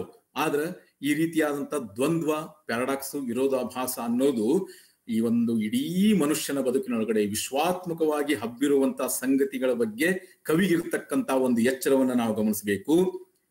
ಕವಿ ಕಣಿವೆಯವರು ಅತ್ಯಂತ ಜಾಣ್ಮೆಯಿಂದ ಒಂದು ವಿಷಯವನ್ನ ಅರ್ಥ ಮಾಡ್ಕೊಂಡಿದ್ರು.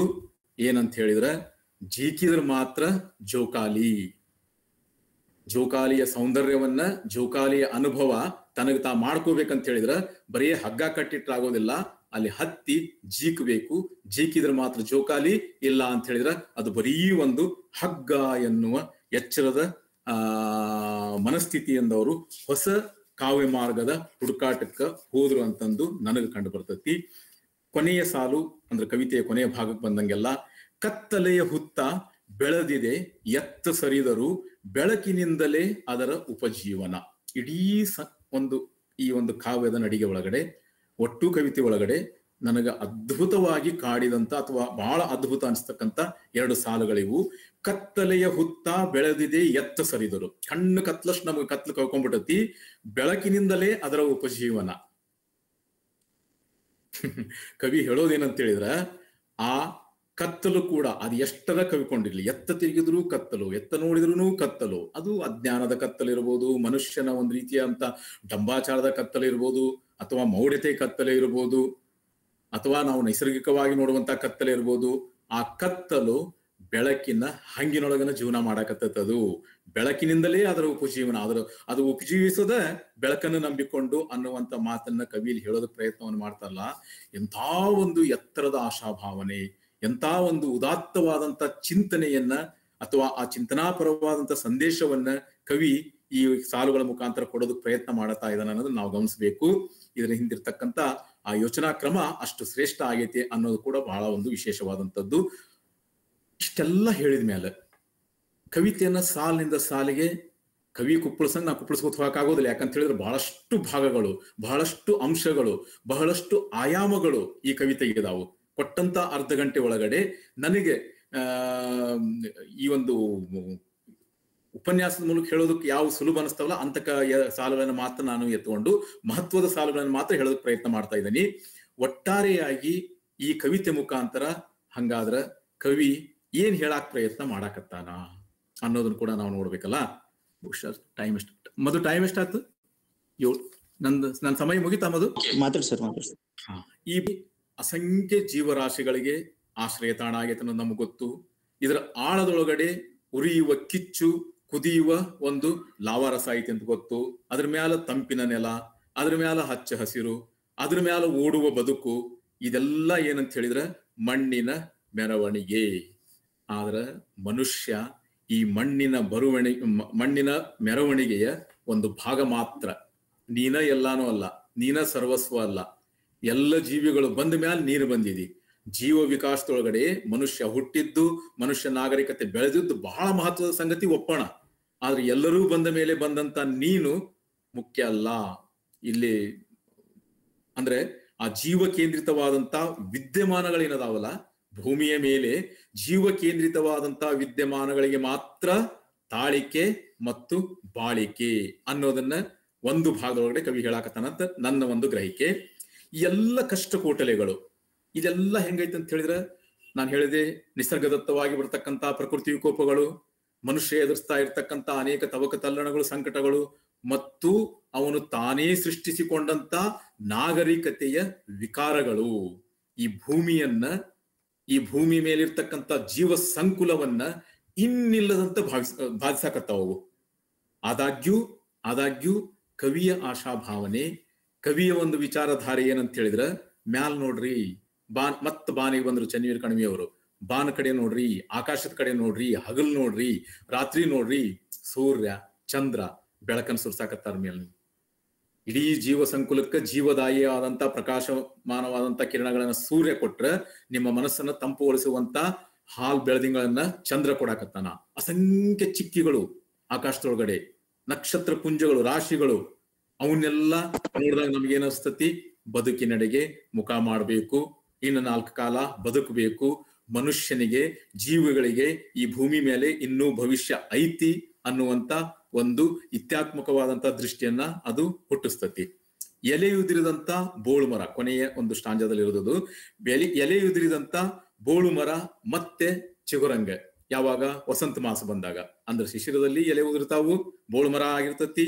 ವಸಂತ ಮಾಸ ಬರ್ತಿದ್ದಂಗ ಅದೇ ಬೋಳು ಮರ ಮತ್ತೆ ಚಿಗುತ್ತು, ಹಚ್ಚು ಹಸಿರಾಗಿ ನಮ್ಮ ಮನಸ್ಸನ್ನ ಪ್ರಫುಲ್ಲಗೊಳಿಸುವಂತ ಒಂದು ಚೈತನ್ಯ ಇಡೀ ಸೃಷ್ಟಿಕ್ರಿಯೆ ಒಳಗಡೆ ಯಾವಾಗಲೂ ಜಾಗೃತ ಆಗೇತಿ. ಅದನ್ನು ಕಾಣೋದಕ್ಕೆ ಅಖಂಡವಾದಂತ ಒಂದು ಪ್ರಜ್ಞೆ ಬೇಕು.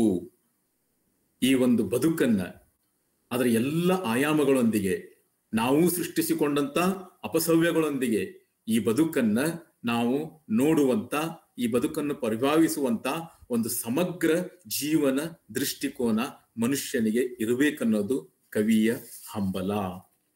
ಅದನ್ನ ಕವಿ ಇಲ್ಲಿ ಬೇರೆ ಬೇರೆ ಪ್ರತೀಕಗಳ ಮುಖಾಂತರ, ಬೇರೆ ಬೇರೆ ಸನ್ನಿವೇಶಗಳ ಮುಖಾಂತರ ಭಾಗಗಳನ್ನ ಮಾಡಿ, ಬೇರೆ ಬೇರೆ ಒಂದು ರೀತಿಯಾದಂತ ದೃಶ್ಯಗಳನ್ನ, ಚಿತ್ರಕವಾದಂತ ರೂಪಗಳನ್ನ ಮುಂದಿಟ್ಟು ಹೇಳೋದಕ್ಕೆ ಪ್ರಯತ್ನವನ್ನ ಮಾಡ್ತಾ ಇದ್ದಾರೆ ಅನ್ನೋದು ಈ ಒಂದು ಕವಿತೆಯ ಹಿಂದಿರ್ತಕ್ಕಂಥ ವಸ್ತುನ ಇರ್ಬೋದು, ಆಶಯನ ಇರ್ಬೋದು ಅನ್ನೋ ವಿಷಯವನ್ನ ತಮ್ಮ ಜೊತೆಗೆ ಹಂಚ್ಕೋಬೇಕಾಗಿತ್ತು. ನಾನು ಈಗಾಗಲೇ ಹೇಳ್ದಂಗ ಒಂದು ನವ್ಯ ಮಾರ್ಗದ ಒಂದು ಕವಿತೆ ಅಂತ ಈಗಾಗಲೇ ಹೇಳಿದೆ. ನವ್ಯ ಮಾರ್ಗಕ್ಕೆ ಬಂದ್ರು ಅಂದ್ರೂ ಕೂಡ ಇದೊಂದು ರಚನಾ ವಿಧಾನ ಮಾತ್ರ. ಕಣಿವೆಯವರು ಸ್ವತಂತ್ರ ರೀತಿ ಒಳಗಡೆ ಅದನ್ನ, ಆ ನವ್ಯ ಮಾರ್ಗದ ರಚನಾ ವಿಧಾನವನ್ನ ತಮಗ್ ಬೇಕಾದ ರೀತಿ ಒಳಗಡೆ ಪಳಗಿಸಿಕೊಳ್ಳುವಂತ ಒಂದು ಶಕ್ತಿಯನ್ನ ಹೊಂದಿದ್ರು. ಆ ಎಲ್ಲ ಒಂದು ಸರಾಗವಾದಂತ ಭಾವಪೂರ್ಣತೆ ಇರ್ಬೋದು, ಮತ್ತು ಅದಕ್ಕೊಂದು ಹೊಂದಿಕೊಂಡಿರುವಂತ ಭಾಷೆಯ ಅನುರಣನ ಇರ್ಬೋದು, ಮತ್ತು ಆ ನವ್ಯ ತಂತ್ರದ ವಸ್ತು ವಿನ್ಯಾಸಕ್ಕೆ ಅದನ್ನು ಅಳವಡಿಸುವಂತ ಎಲ್ಲ ಉಪಕ್ರಮಗಳನ್ನು ಮಾಡಿ ಇದೊಂದು ಅತ್ಯಂತ ಯಶಸ್ವಿಯಾದಂತ ಇತಿಮಿತಿಗಳದಾವ ಆ ಕವಿತೆ ಒಳಗಡೆ. ನಾನು ಈಗಾಗಲೇ ಹೇಳಿದೆ, ಒಂದು ರೀತಿಯಾದಂತ ಸಂದಿಗ್ಧತೆ, ಒಂದು ರೀತಿಯಾದಂತ ವಿರೋಧಾಭಾಸಗಳು ಅಲ್ಲೆಲ್ಲೇ ಕಂಡು ಬರ್ತಾವು. ಇದೆಲ್ಲೂ ಹೊರತಾಗಿನೂ ಅದೊಂದು ಅತ್ಯಂತ ಯಶಸ್ವಿಯಾದಂತ ಸಮಗ್ರ ಜೀವನ ದೃಷ್ಟಿಕೋನವನ್ನು ನಮಗೆ ಕಟ್ಟಿಕೊಡುವಂತ, ಬದುಕನ್ನ ಪರಿಭಾವಿಸೋ ರೀತಿಯನ್ನ ನಮಗೆ ಒಂದು ಉಪದೇಶಿಸುವಂತ ಒಂದು ಕವಿತೆ ಅನ್ನುವಂತ ಮಾತನ್ನ ತಮ್ಮ ಜೊತೆಗೆ ಹಂಚಿಕೊಳ್ತಾ, ಎಷ್ಟು ಟೈಮ್ ತಗೊಂಡು ಗೊತ್ತಿಲ್ಲ, 30 ನಿಮಿಷ ಟೈಮ್ ಇತ್ತು. ಒಂದು ನನಗೆ ದಕ್ಕಿದಷ್ಟು ನಿಮ್ ಜೊತೆಗೆ ಒಂದು ಪ್ರಾಯೋಗಿಕ ವಿಮರ್ಶೆ ಅನ್ನುವಂತ ಒಂದು ಮಾದರಿ ಮುಖಾಂತರ ಹಂಚಿಕೊಳ್ಳೋದು ಪ್ರಯತ್ನ ಮಾಡೇನಿ ಅನ್ನುವಂತ ಮಾತನ್ನ ಹೇಳ್ತಾ, ಬಹುಶಃ ಚರ್ಚೆಗೆ ಈಗ ನಾವೆಲ್ಲರೂ ಸಿದ್ಧ ಅಥವಾ ವೇದಿಕೆ ಮುಕ್ತವಾಗೈತೆ ಅಂತಂದು ಭಾವಿಸಿಕೊಂಡು ಅವಕಾಶಕ್ಕಾಗಿ ತಮಗೆಲ್ಲರೂ ವಂದಿಸಿ ನನ್ನ ನಮಸ್ಕಾರವನ್ನು ಸಲ್ಲಿಸ್ತಾ ಇದ್ದೇನೆ. ಮಧು ಮಾತಾಡ್ರಿ. ಧನ್ಯವಾದಗಳು ಸರ್. Thank you. ಸರ್, ಇಲ್ಲಿ ಬಾಕ್ಸ್ ಅಲ್ಲಿ ಕ್ವಶನ್ ಬಂದವ ಸರ್, ನಿರೂಪಕರು ಓದ್ತಾರೆ ಸರ್, ಅದನ್ನ ಚರ್ಚೆ ಮಾಡ್ಬೋದು sir. Yes please. Sir, Basavaraj Kodugunti sir ಅವರ ಒಂದು ಪ್ರಶ್ನೆ ಕೇಳ್ತಾರೆ ಸರ್. ಹಾನ್ರಿ. ಕೊನೆಯ ಸರ್, ಕವನ ಕಾಲದ ಕುರಿತು ಮಾತನಾಡುತ್ತಿದೆಯೇ ಅಥವಾ ಕಾಲವನ್ನು ಕವನ ಗ್ರಹಿಸುವ ಬಗೆ ಅಂತ ಹೇಳಿದ್ರು? ಖಂಡಿತ ಕಾಲವನ್ನು ಕುರಿತು ಮಾತಾಡ್ತಾ ಇರೋದು. ಭೂತ, ವರ್ತಮಾನ, ಭವಿಷ್ಯ ಮೂರೂ ಕಾಲವನ್ನ ಕುರಿತು ಮಾತಾಡ್ತಾ ಇದೆ. ಮಾತಾಡುವಂತ ಭಾಷೆ ನಿಮಗೆ ಈಗಾಗಲೇ ನಾನು ಕವಿತೆ ವಾಚನ ಮಾಡಿದ ರೀತಿ ಒಳಗಡೆ ನಿಮಗೆಲ್ಲ ಗೊತ್ತೈತಿ. ಎಂದೋ ಸಿಡಿದಂತ ಭೂಮಿ, ಆ ಬೆಳಕಿನ ಒಂದು ಭಾಗವಾಗಿ ಸಿಡಿದು ಬಂದಂತ, ಎಂದೋ ಸಿಡಿದಂತ ಭೂಮಿ ಮುಂದೆ ಏನಾಗ್ತತಿ ಅನ್ನುವಂತ ಒಂದು ಭವಿಷ್ಯವನ್ನ ನಿರೂಪಿಸುವಂತ, ನಿರೀಕ್ಷಿಸುವಂತ, ತನ್ನ ಒಂದು ಆತ್ಮನಿರೀಕ್ಷೆ ಮುಖಾಂತರ ಕಂಡುಕೊಳ್ಳುವಂತ ಒಂದು ಭಾವ ಏನೈತಲ್ಲ, ಇದು ಖಂಡಿತ ಕಾಲವನ್ನು ಕುರಿತಾಗಿ ಮಾತನಾಡುವಂತ ಒಂದು ಕವಿತೆ. ಸರ್, ಕೊನೆಯಲ್ಲಿ ಓ ಜೀವನವೇ ನಿನಗೆ ಶುಭಮಸ್ತು ಎಂದು ನಿಲ್ಲುತ್ತದೆ. ಕವನ ಸಂಬೋಧಿಸುತ್ತಿರುವ ಜೀವನವನ್ನು ಪರಿಚಯಿಸಬಹುದೇ? ಜೀವನವನ್ನು ಪರಿಚಯಿಸಬಹುದೇ? ಇನ್ನೊಮ್ಮೆ ಹೇಳ್ರಿ, ಪ್ರಶ್ನೆ ಇನ್ನೊಮ್ಮೆ ಹೇಳ್ರಿ ದಯವಿಟ್ಟು.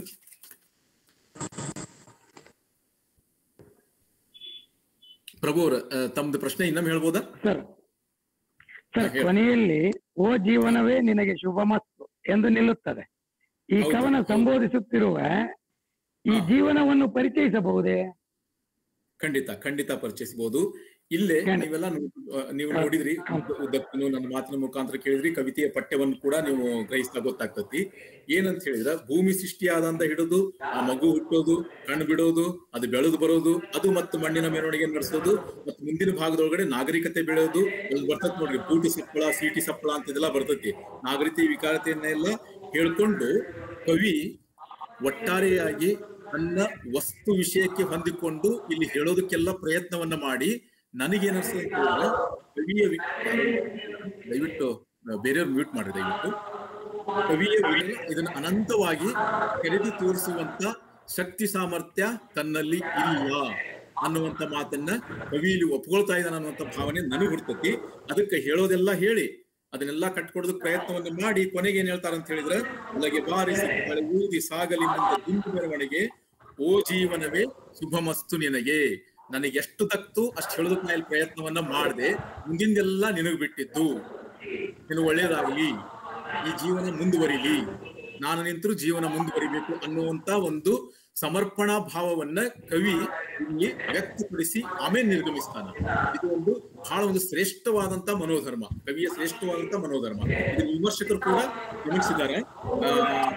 ಇದ್ರದ್ದು ಮಣ್ಣಿನ ಮೆರವಣಿಗೆ ಕವನ ಸಂಕಲನಕ್ಕೆ ಮುನ್ನುಡಿ ಬರೆದಂತ ಗೌರೀಶ್ ಕಾಯ್ಕಿಣಿಯವರು ಹೇಳ್ತಾರ, ಮೆರವಣಿಗೆಯ ಮುಂದೆ ಮಶಾಲು ಅನ್ನುವಂತ ಒಂದು ಪದಗುಚ್ಛವನ್ನ ಬಳಸ್ತಾರ ಅವರು ತಮ್ಮ ಮುನ್ನುಡಿಯ ಶೀರ್ಷಿಕೆಯನ್ನ. ಮೆರವಣಿಗೆಯ ಮುಂದೆ ಮಶಾಲು ಅನ್ನುವಂತ ಕವಿಯ ಈ ಗುಣವನ್ನ ಅವರು ಬಹಳ ಸ್ಪಷ್ಟವಾಗಿ ಗುರುತಿಸಿದ್ದಾರೆ.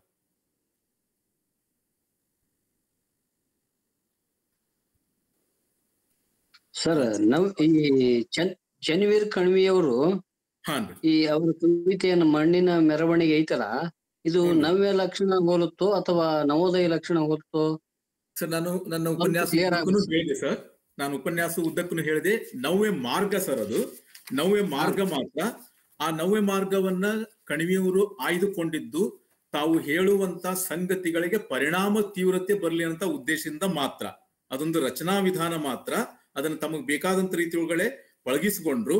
ಹಂಗಂತ ಹೇಳಿ ಕವಿತೆ ಒಳಗಡೆ ಎಷ್ಟೊತ್ತಿದ್ರು ವ್ಯಂಗ್ಯ ಇರಬೇಕು, ವಿಡಂಬನೆ ಇರಬೇಕು, ವಿಷಾದ ಇರಬೇಕು ಅನ್ನುವಂತ ಮನೋಭಾವನೆ ಅವ್ರದ್ದು ಇರ್ಲಿಲ್ಲ. ನವ್ಯ ಮಾರ್ಗವನ್ನ ಆಯ್ದುಕೊಂಡೂ ಕೂಡ ಇಲ್ಲಿ ವಿನೋದ ಇರ್ಬೋದು, ವಾತ್ಸಲ್ಯ ಇರ್ಬೋದು, ಕೌತುಕ, ಕಾರುಣ್ಯ, ಆದರ್ಶಗಳ ರಸೋಲ್ಲಾಸ ಇರ್ಬೋದು ಅನ್ನುವಂತ ಒಂದು ಶ್ರೇಷ್ಠವಾದಂತ ಮಾದರಿಯನ್ನು ತೋರಿಸ್ಕೊಟ್ರು. ಹೀಗಾಗಿ ಇದು ನವ್ಯ ಕವಿತೆ ಆಗಿಯೂ ಕೂಡ ನವೋದಯದ ಉದಾತ್ತವಾದಂತ ಆದರ್ಶವಾದವನ್ನ ಕಾಯ್ದುಕೊಂಡಂತ ಒಂದು ಕಾವ್ಯ ಅಂತ ಹೇಳ್ಬೋದು ಸರ್. ಒಟ್ಟಾರೆ ಎರಡು ನವ್ಯ ಮತ್ತು ನವೋದಯ ಎರಡು ಸಮನ್ವಯಗೊಳಿಸಿ ಹೇಳ್ತಾರೆ ಅನ್ಕೋಬಹುದು ಸರ್. ಹಂಗ ಇದಾವ್ ನೋಡಿ ಸರ್, ಕೆಲವು ಸಾಲುಗಳು ಇದಕ್ಕಿಂತ ಭಾವಗೀತಾತ್ಮಕವಾಗಿ ಜನಪದೀಯ ಧಾಟಿ ಒಳಗೆ ಬರ್ತಾವಲ್ರಿ, ಅವೆಲ್ಲ ಅದೇ ರೀತಿ ಸೂಚಿಸ್ತಾವು. ಇದೇ ಒಂದು ಕಾರಣಕ್ಕ ಕೆಲವು ವರ್ಷಗಳ ಕಾಲ ಏನಂತ ಇದ್ರು ಅಂತ ಹೇಳಿದ್ರೆ, ಚನ್ನವೀರ್ ಕಣಿವೆಯವರಿಗೆ ಸಮನ್ವಯ ಕವಿ ಅಂತ ಇದ್ರು. ಅದನ್ನ ಚನ್ನವೀರ್ ಕಣಿವೆ ಒಪ್ಕೊಳ್ಳಿಲ್ಲ. ಸಮನ್ವಯ ಕವಿ ಅನ್ನೋದನ್ನ ಅವರು ಒಪ್ಕೊಳ್ಳಿಲ್ಲ. GS ವಿರುದ್ರಪ್ಪನವರು ತಮ್ಮನ್ನು ತಾವು ಸಮನ್ವಯ ಕವಿ ಅಂತ ಕರೆಯುವಂತ ಒಂದು ಪರಿಪಾಠವನ್ನು ಒಪ್ಕೊಳ್ಳಿಲ್ಲ ಅವರು. ಅದೇನಂತ ಹೇಳಿದ್ರೆ, ಕಾವ್ಯ ಮಾರ್ಗ, ರಚನಾ ವಿಧಾನ, ಆಶಯ ಮಾತ್ರ ತಮ್ಮ ಒಂದು ಮನಸ್ಸಿನ ಮೂಲ ಸೆಲೆಯಲ್ಲಿ ಏನಿರ್ತಲ್ಲ ಅದೇ ಆಶಯ, ಅದೇ ಮೋಟಿಫ್, ಅದೇ ಥೀಮ್ ಅವ್ರದ್ದು. ಸರಿ ಸರ್, ಥ್ಯಾಂಕ್ ಯು ಸರ್. ನಮಸ್ಕಾರ ಸರ್. ಸರ್, ನಾನು ಡಾಕ್ಟರ್ ಮರಿಯಪ್ಪ ನಾಟಕರ್ ಅಂತ. ಎಸ್ ಸರ್, ಹೇಳ್ರಿ ಸರ್ ಪ್ಲೀಸ್. ಸರ್, ಕವಿತೆಯ ಎರಡನೇ ಭಾಗದೊಳಗ ಮತ್ತು ಕೊನೆಯ ಭಾಗದೊಳಗ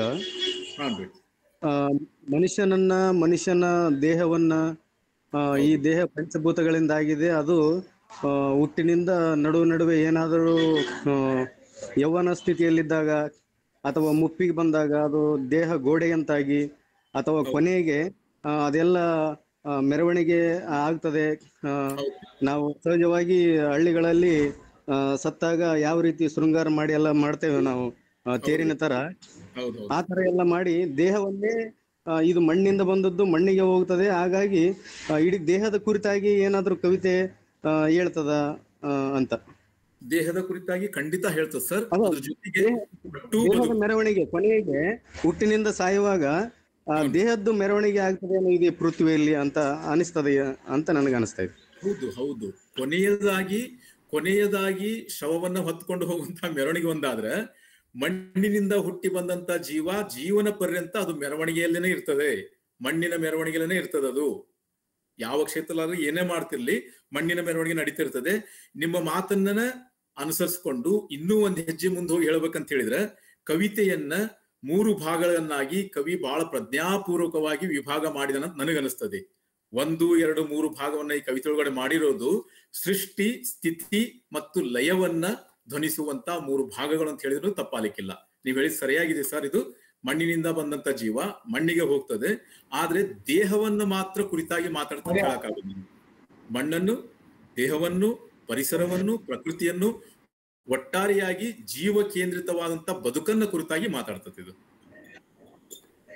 ಹೌದು ಸರ್. ಹಾಗಾಗಿ ಈ ಕವಿತೆ ಗೊಂದಲ ಇದೆ ಅಥವಾ ಅದರಲ್ಲಿ ಏನಾದರೂ ತುಂಬಾ ಅರ್ಥಗರ್ಭಿತವಾದದ್ದನ್ನು ಸಹಜ ರೀತಿಯಲ್ಲಿ ಬಿಟ್ಟುಕೊಡೋದಿಲ್ಲ ಆಗೀಗಂತ ಹೇಳುವಂತ ಅವಶ್ಯಕತೆ ಏನಿಲ್ಲ ಅನಿಸ್ತದೆ ಸರ್. ಈಗ ಕಣಿವೆಯವರು ಬಹಳ ದೊಡ್ಡ ನಮ್ಮ ನಡುವಿನ ಕವಿ, ಹಾಗಾಗಿ ಎಲ್ಲಿಯೂ ಆ ಗೊಂದಲಕ್ಕೆ ಎಡೆ ಮಾಡಿಕೊಡ್ಲಾರ್ದಂತ ಸ್ಥಿತಿಯಲ್ಲಿ ಅವರ ಕಾವ್ಯ ಇದೆ. ಆದ್ರೆ ಅರ್ಥ ಮಾಡಿಕೊಳ್ಳುವಂತ ನಾವುಗಳು ಎಲ್ಲಿಯಾದರೂ ನಮ್ಮ ನಿಲುಕಲಿಕ್ಕೆ ಸಾಧ್ಯ ಆಗದೆ ಇರುವಾಗ ನಮ್ಗೆ ಹಾಗೆ ಭಾಸವಾಗ್ತದೇನೋ ಅಂತ ಅನಿಸ್ತದೆ. ಸರ್ ಇರ್ಬೋದು. ಗೊಂದಲ ಅನ್ನಂತ ಶಬ್ದ ಬಳಸೋದು ಬೇಡ. ಗೊಂದಲ ಅಲ್ಲ, ನಿಗೂಢತೆ ಮತ್ತು ಸಂದಿಗ್ಧತೆ. ನಿಗೂಢತೆ ಮತ್ತು ಸಂದಿಗ್ಧತೆ ಅತ್ಯಗತ್ಯವಾಗಿ ಕಾವ್ಯಕ್ಕೆ ಇರಬೇಕಾದಂತ ಎರಡು ಅಂಶಗಳು. ಗೊಂದಲ ಅಂತ ಹೇಳಿ ತಪ್ಪಾಗ್ತತಿ, ಕ್ಲಿಷ್ಟತೆ ಅಂತ ಹೇಳಿ ತಪ್ಪಾಗ್ತತಿ. ಆತರ ಕ್ಲಿಷ್ಟತೆ ಗೊಂದಲ ಇಲ್ಲ.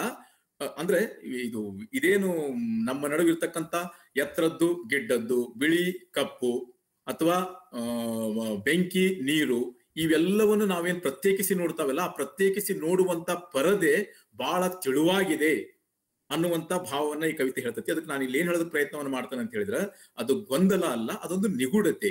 ನಿಗೂಢತೆಯನ್ನ ಕೊನೆಯವರೆಗೂ ಕಾಯ್ದುಕೊಳ್ಬೇಕಾದ್ದು ಒಂದು ಯಶಸ್ವಿ ಕವಿತೆಯ ಒಂದು ಲಕ್ಷಣ. ಅದು ಈಗ ನಾವು ಅಂದ್ಕೊಂಡ್ಬಿಟ್ವಿ ಮಣ್ಣಿನ ಮೆರವಣಿಗೆ ಅಂತ ಹೇಳಿದ್ಮೇಲೆ ಹುಟ್ಟಿನಿಂದ ಕೊನೆಯವರೆಗೂ ಹೋಗುವಂತ ಮಣ್ಣಿನ ಮೆರವಣಿಗೆ ಅಂತಂದ. ಅದ್ರ ಹೊರತಾಗಿನೂ ಕವಿ ಇದರ ಆಳದೊಳಗಡೆ ಬೇರೆ ಬೇರೆ ಧ್ವನಿಗಳನ್ನ ಹೊಮ್ಮಿಸೋದಕ್ಕೆ ಪ್ರಯತ್ನವನ್ನ ಮಾಡ್ತಾ ಇದ್ದಾನೆ ಅಂತಂದು ಕವಿತೆಯನ್ನ ಮತ್ತೆ ಓದಿದಾಗ ಅರ್ಥ ಆಗ್ತದೆ ಸರ್. ಆ ರೀತಿಯಂತ ಭಾವನೆ ನಮ್ಮ ಮನಸ್ಸಿನೊಳಗಡೆ ಹುಟ್ಕೊಂತತಿ.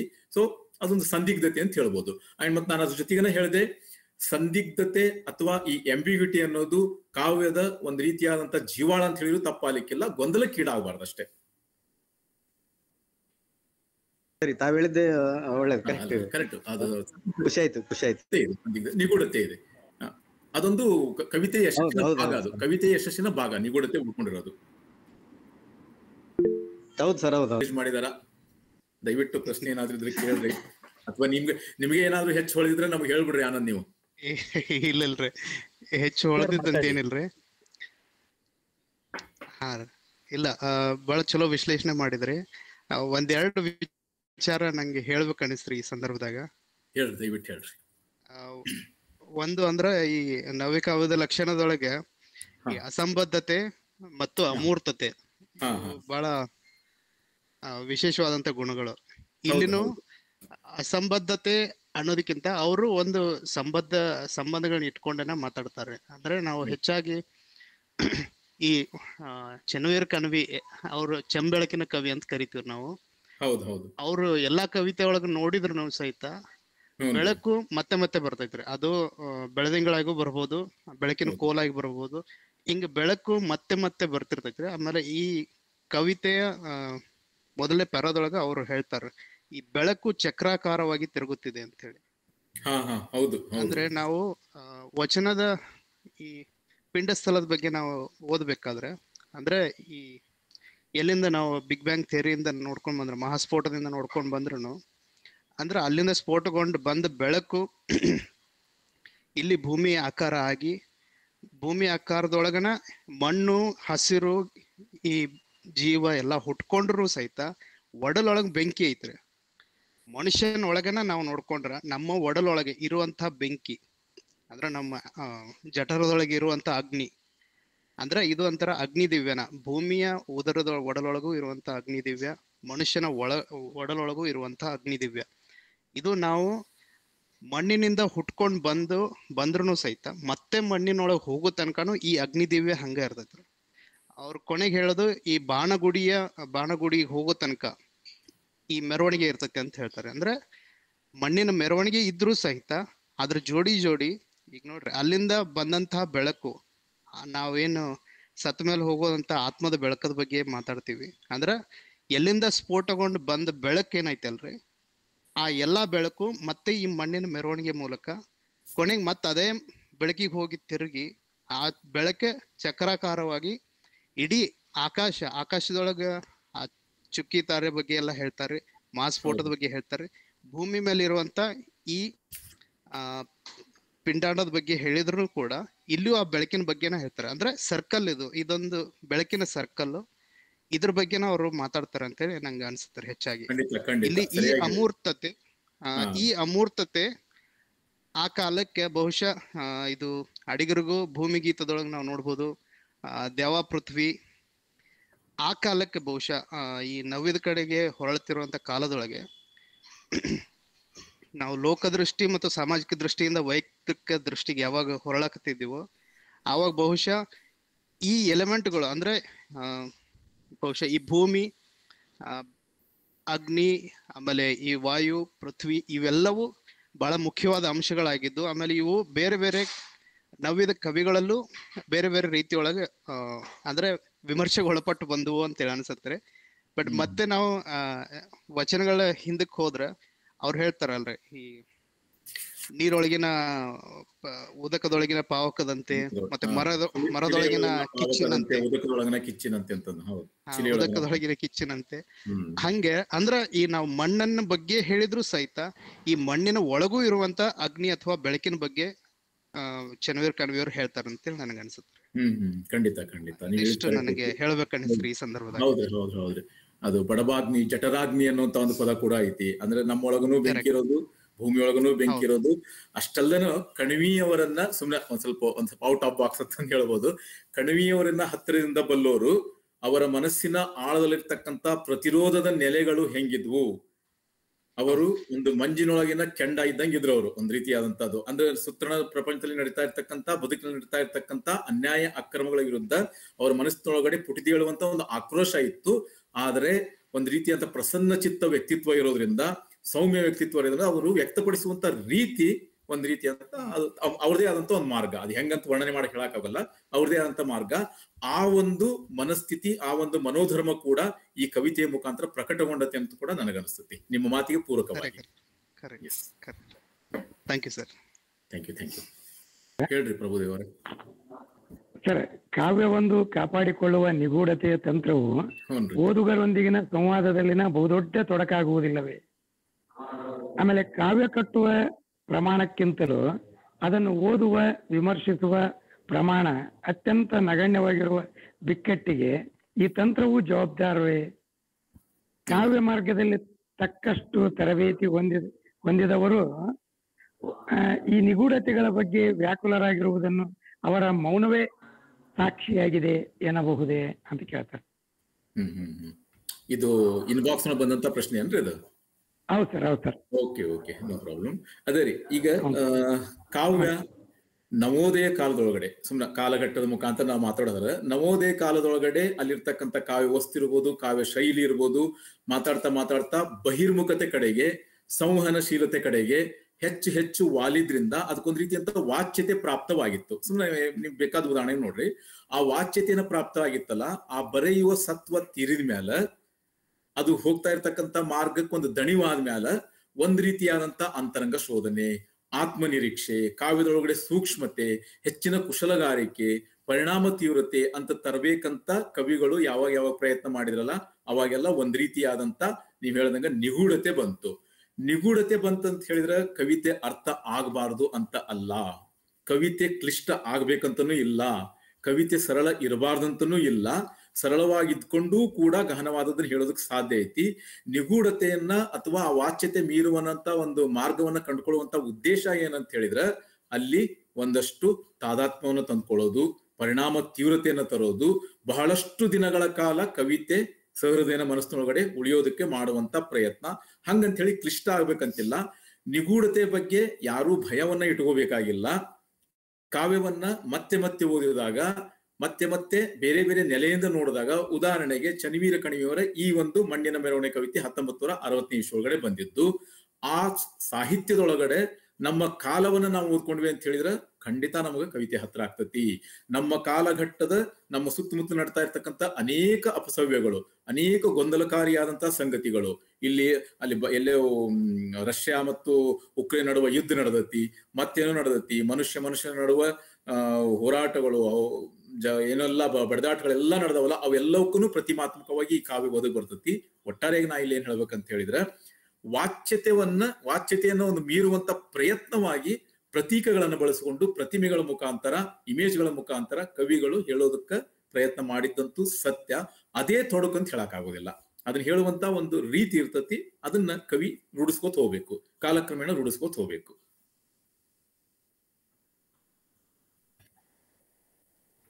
ಸರ್ ಧನ್ಯವಾದಗಳು sir. Thank you sir. Sir ಹೇಳಿ. ಇನ್ಬಾಕ್ಸ್ ಒಳಗೆ ಸರ್ ಚನ್ನವೀರ ಕಣವಿಯವರ ಮಣ್ಣಿನ ಮೆರವಣಿಗೆ, ಮಧುರ ಚೆನ್ನರ ದೇವತಾ ಪೃಥ್ವಿ, ಅಡಿಗರ ಭೂಮಿಗೀತೆ, ಈ ಕವಿತೆಗಳ ವಸ್ತು, ಆಶಯ ಮತ್ತು ಶೈಲಿಯಲ್ಲಿ ಏನಾದರೂ ಅಂತರ್ ಸಂಬಂಧವಿದೆಯಾ ಅಂತ ಪ್ರಶ್ನೆ. ಖಂಡಿತ ಇದೆ. ಕಣಿವೆಯವರಿಗೆ ಒಂದ್ ರೀತಿಯಾದಂತ ಪ್ರೇರಣೆ ಆಗಿದೆ ಅಂತ ಹೇಳಿದ್ರು ಅಡ್ಡಿ ಇಲ್ಲ.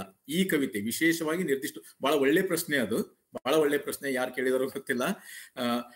ಈ ಒಂದು ಮಣ್ಣಿನ ಮೆರವಣಿಗೆ ಕವಿತೆಗೆ ಒಂದ್ ರೀತಿಯಾದಂತ ಪ್ರೇರಣೆನ ಒದಗಿಸಿದೆ ಅಂತ ಹೇಳಿದ್ರೆ ತಪ್ಪಾಲಿಕ್ಕಿಲ್ಲ. ಒಂದ್ ಸಾಲ್ ಬರ್ತದೆ ನೋಡ್ರಿ ಇಲ್ಲಿ, ಎಚ್ಚೆತ್ತು ತಾಯಿ ಎವೆ ಬಿಚ್ಚೆ ಏಳಮ್ಮ ಮಲಗಿರುವ ತಾಯಿ ಪೃಥ್ವಿ. ಮಧುರ ಚೆನ್ನರ ಆಶಯಕ್ಕೂ ಚನ್ನವೀರ ಕಣಿವೆಯವರ ಆಶಯಕ್ಕೂ ಯಾವುದೇ ರೀತಿಯಂತ ಭಿನ್ನತೆ ಇಲ್ಲ.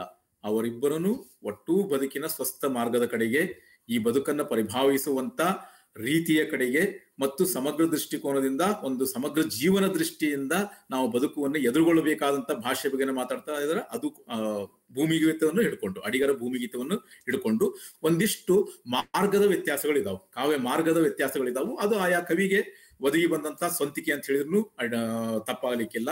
ಅದು ಅವ್ರು ಹೇಳಿರುವಂತ ಒಂದು ಕಂಪ್ಯಾರಿಟಿವ್ ಸ್ಟೇಟ್ಮೆಂಟ್ ಕೊಟ್ಟಾರಲ್ಲ ಅವರು, ಅದು ಬಹಳ ಸೂಕ್ತವಾದಂತ ಒಂದು ಮಾತಂತ ನಾನಾದ್ರೂ ಅನ್ಕೊಂತೇನೆ. ಒಂದು ಇದನ್ನ ಹಾಕಿದ್ರು, ಪ್ರಶ್ನೆ ಹಾಕಿದ್ರು. ಈಗ ಇನ್ಬಾಕ್ಸ್ ಒಂದು ಆನಂದ್ ಕುಂಚನೂರ್ ಅವರು, ಕಣಿವೆಯವರು ಕೊನೆಯವರೆಗೂ ನವಮೇಧದಲ್ಲಿ ಬರೆದುಕೊಂಡು ಬಂದ್ರೆ ಅಂತ ಕೇಳ್ತಾ ಇದಾರ. ಬಹಳ ಮುಂದೆ ಉದಾಹರಣೆಗೆ ನೀವೇ ಪ್ರಮಾಣು ಇಂಥವೆಲ್ಲ ಸಂಕಲನಗಳಕ್ಕೆ ಬಂದಾಗ ಕಣಿವೆಯವರು ನವೋದಯದ ಒಂದು ಸಿದ್ಧ ಮಾದರಿ ಇರ್ಬೋದು ಅಥವಾ ನವ್ಯದ ಕಾವ್ಯತಂತ್ರ ಇರ್ಬೋದು, ಅವುಗಳನ್ನೆಲ್ಲ ಮೀರಿ ತಮ್ಮದೇ ಆದಂತ ಒಂದು ಮಾರ್ಗವನ್ನ ಕಂಡ್ಕೊಂಡ್ರಂತಂದು ನಾನು ಅವರ ಕವಿತೆಯನ್ನ ನನ್ನ ಓದಿನ ಮಿತಿ ಒಳಗಡೆ ಪ್ರಭಾವಿಸಿ ಹೇಳ್ತಾ ಇದ್ದೇನೆ. ಇವತ್ತಿನ ಕಾಲಘಟ್ಟದ ಬಹುತೇಕ ಕವಿಗಳು ಬರಿತಾ ಇರತಕ್ಕಂತ ಮಾರ್ಗ, ಈ ಎಲ್ಲ ಚಳುವಳಿಗಳಿರ್ಬೋದು, ಎಲ್ಲ ಮಾದರಿಗಳಿರ್ಬೋದು, ಈ ಎಲ್ಲ ಫಾರ್ಮ್ಗಳು ಇರ್ಬೋದು, ಇವನ್ನೆಲ್ಲ ಹೆಂಗ್ ಬದಿಗಿಟ್ಟು ಬರಿತಾ ಇದಾರಲ್ಲ, ಇದಕ್ಕೊಂದು ನೆಲಗಟ್ಟನ್ನ ಹಾಕಿಕೊಟ್ಟವರು ಕಣಿವೆಯವರು ಅಂತ ಹೇಳಿದ್ರು ತಪ್ಪಾಲಿಕ್ಕಿಲ್ಲ. ಯಾಕಂದ್ರೆ ನಾವು ಹೇಳ್ತೀವಿ ಇದೊಂದು ಚಳುವಳಿಗಳು ಇಲ್ಲದಂತ ಒಂದು ಕಾಲ ಮತ್ತು ಕೇಂದ್ರ ಪ್ರಜ್ಞೆ ಅನ್ನೋದು, ಇಂಥದ್ದೇ ಕೇಂದ್ರ ಪ್ರಜ್ಞೆ ಅನ್ನೋದು ಕನ್ನಡ ಕಾವ್ಯ ಲೋಕದೊಳಗೆ ಸಮಕಾಲೀನ ಸಂದರ್ಭದೊಳಗಡೆ ಇಲ್ಲ. ಇದಕ್ಕೊಂದು ನಾಯಕತ್ವ ಅಂತ ಇಲ್ಲ, ಹಂಗಂತೇಳಿ ಸಾಮೂಹಿಕ ನಾಯಕತ್ವ ಕೂಡ ಇಲ್ಲ. ಇದು ಒಂದ್ ರೀತಿಯಾದಂತ ಛಿದ್ರೀಕರಣಗೊಂಡು ಅಲ್ಲಲ್ಲಿ ಕಾವ್ಯದ ಪ್ರಯತ್ನಗಳು, ಕಾವ್ಯ ಬರವಣಿಗೆ ಪ್ರಯತ್ನಗಳು ತಂಪಾಡಿ ತಾವು ನಡ್ಕೊಂಡು ಹೊಂಟಿದಾವು. ಬಟ್ ಎಲ್ಲರೂ ಯಶಸ್ವಿಯಾಗಿನ ಬರಿತಾ ಇದ್ದಾರೆ, ಅದ್ರ ಬಗ್ಗೆ ಏನು ಎರಡು ಮಾತಿಲ್ಲ. ಆದ್ರೆ ಇಲ್ಲಿ ಒಟ್ಟಂದದೊಳಗಡೆ ಒಂದು ನಾಯಕತ್ವವನ್ನ ನೆಚ್ಚಿಕೊಂಡು ಚಳುವಳಿಯನ್ನ ಅಪ್ಪಿಕೊಂಡು ಬರೆಯುವಂತ ಸಂದರ್ಭ ಇಲ್ಲದೆ ಇರೋದ್ರಿಂದ ಕಣಿವೆಯವರು ಕೊನೆಗೆ ಬರೆದಂತ ಕವಿತೆಗಳನ್ನೂ ಸೇರಿಸಿಕೊಂಡು ಇದಕ್ಕೆ ಯಾವುದೇ ರೀತಿಯಾದಂತ ಒಂದು ಫಾರ್ಮ್ ಅಥವಾ ಮಾದರಿ ಐತಿ ಅಂತಂದು ನನಗಂತೂ ಅನ್ಸೋದಿಲ್ಲ. ವಿಮರ್ಶಕರು ಏನ್ ಹೇಳ್ತಾರೋ ನೋಡ್ಬೇಕು. ತುಂಬಾ ಚೆನ್ನಾಗಿ ಉಪನ್ಯಾಸ ಕೊಟ್ಟಿದ್ರಿ ಸರ್. ಇಲ್ಲಿವರೆಗೂ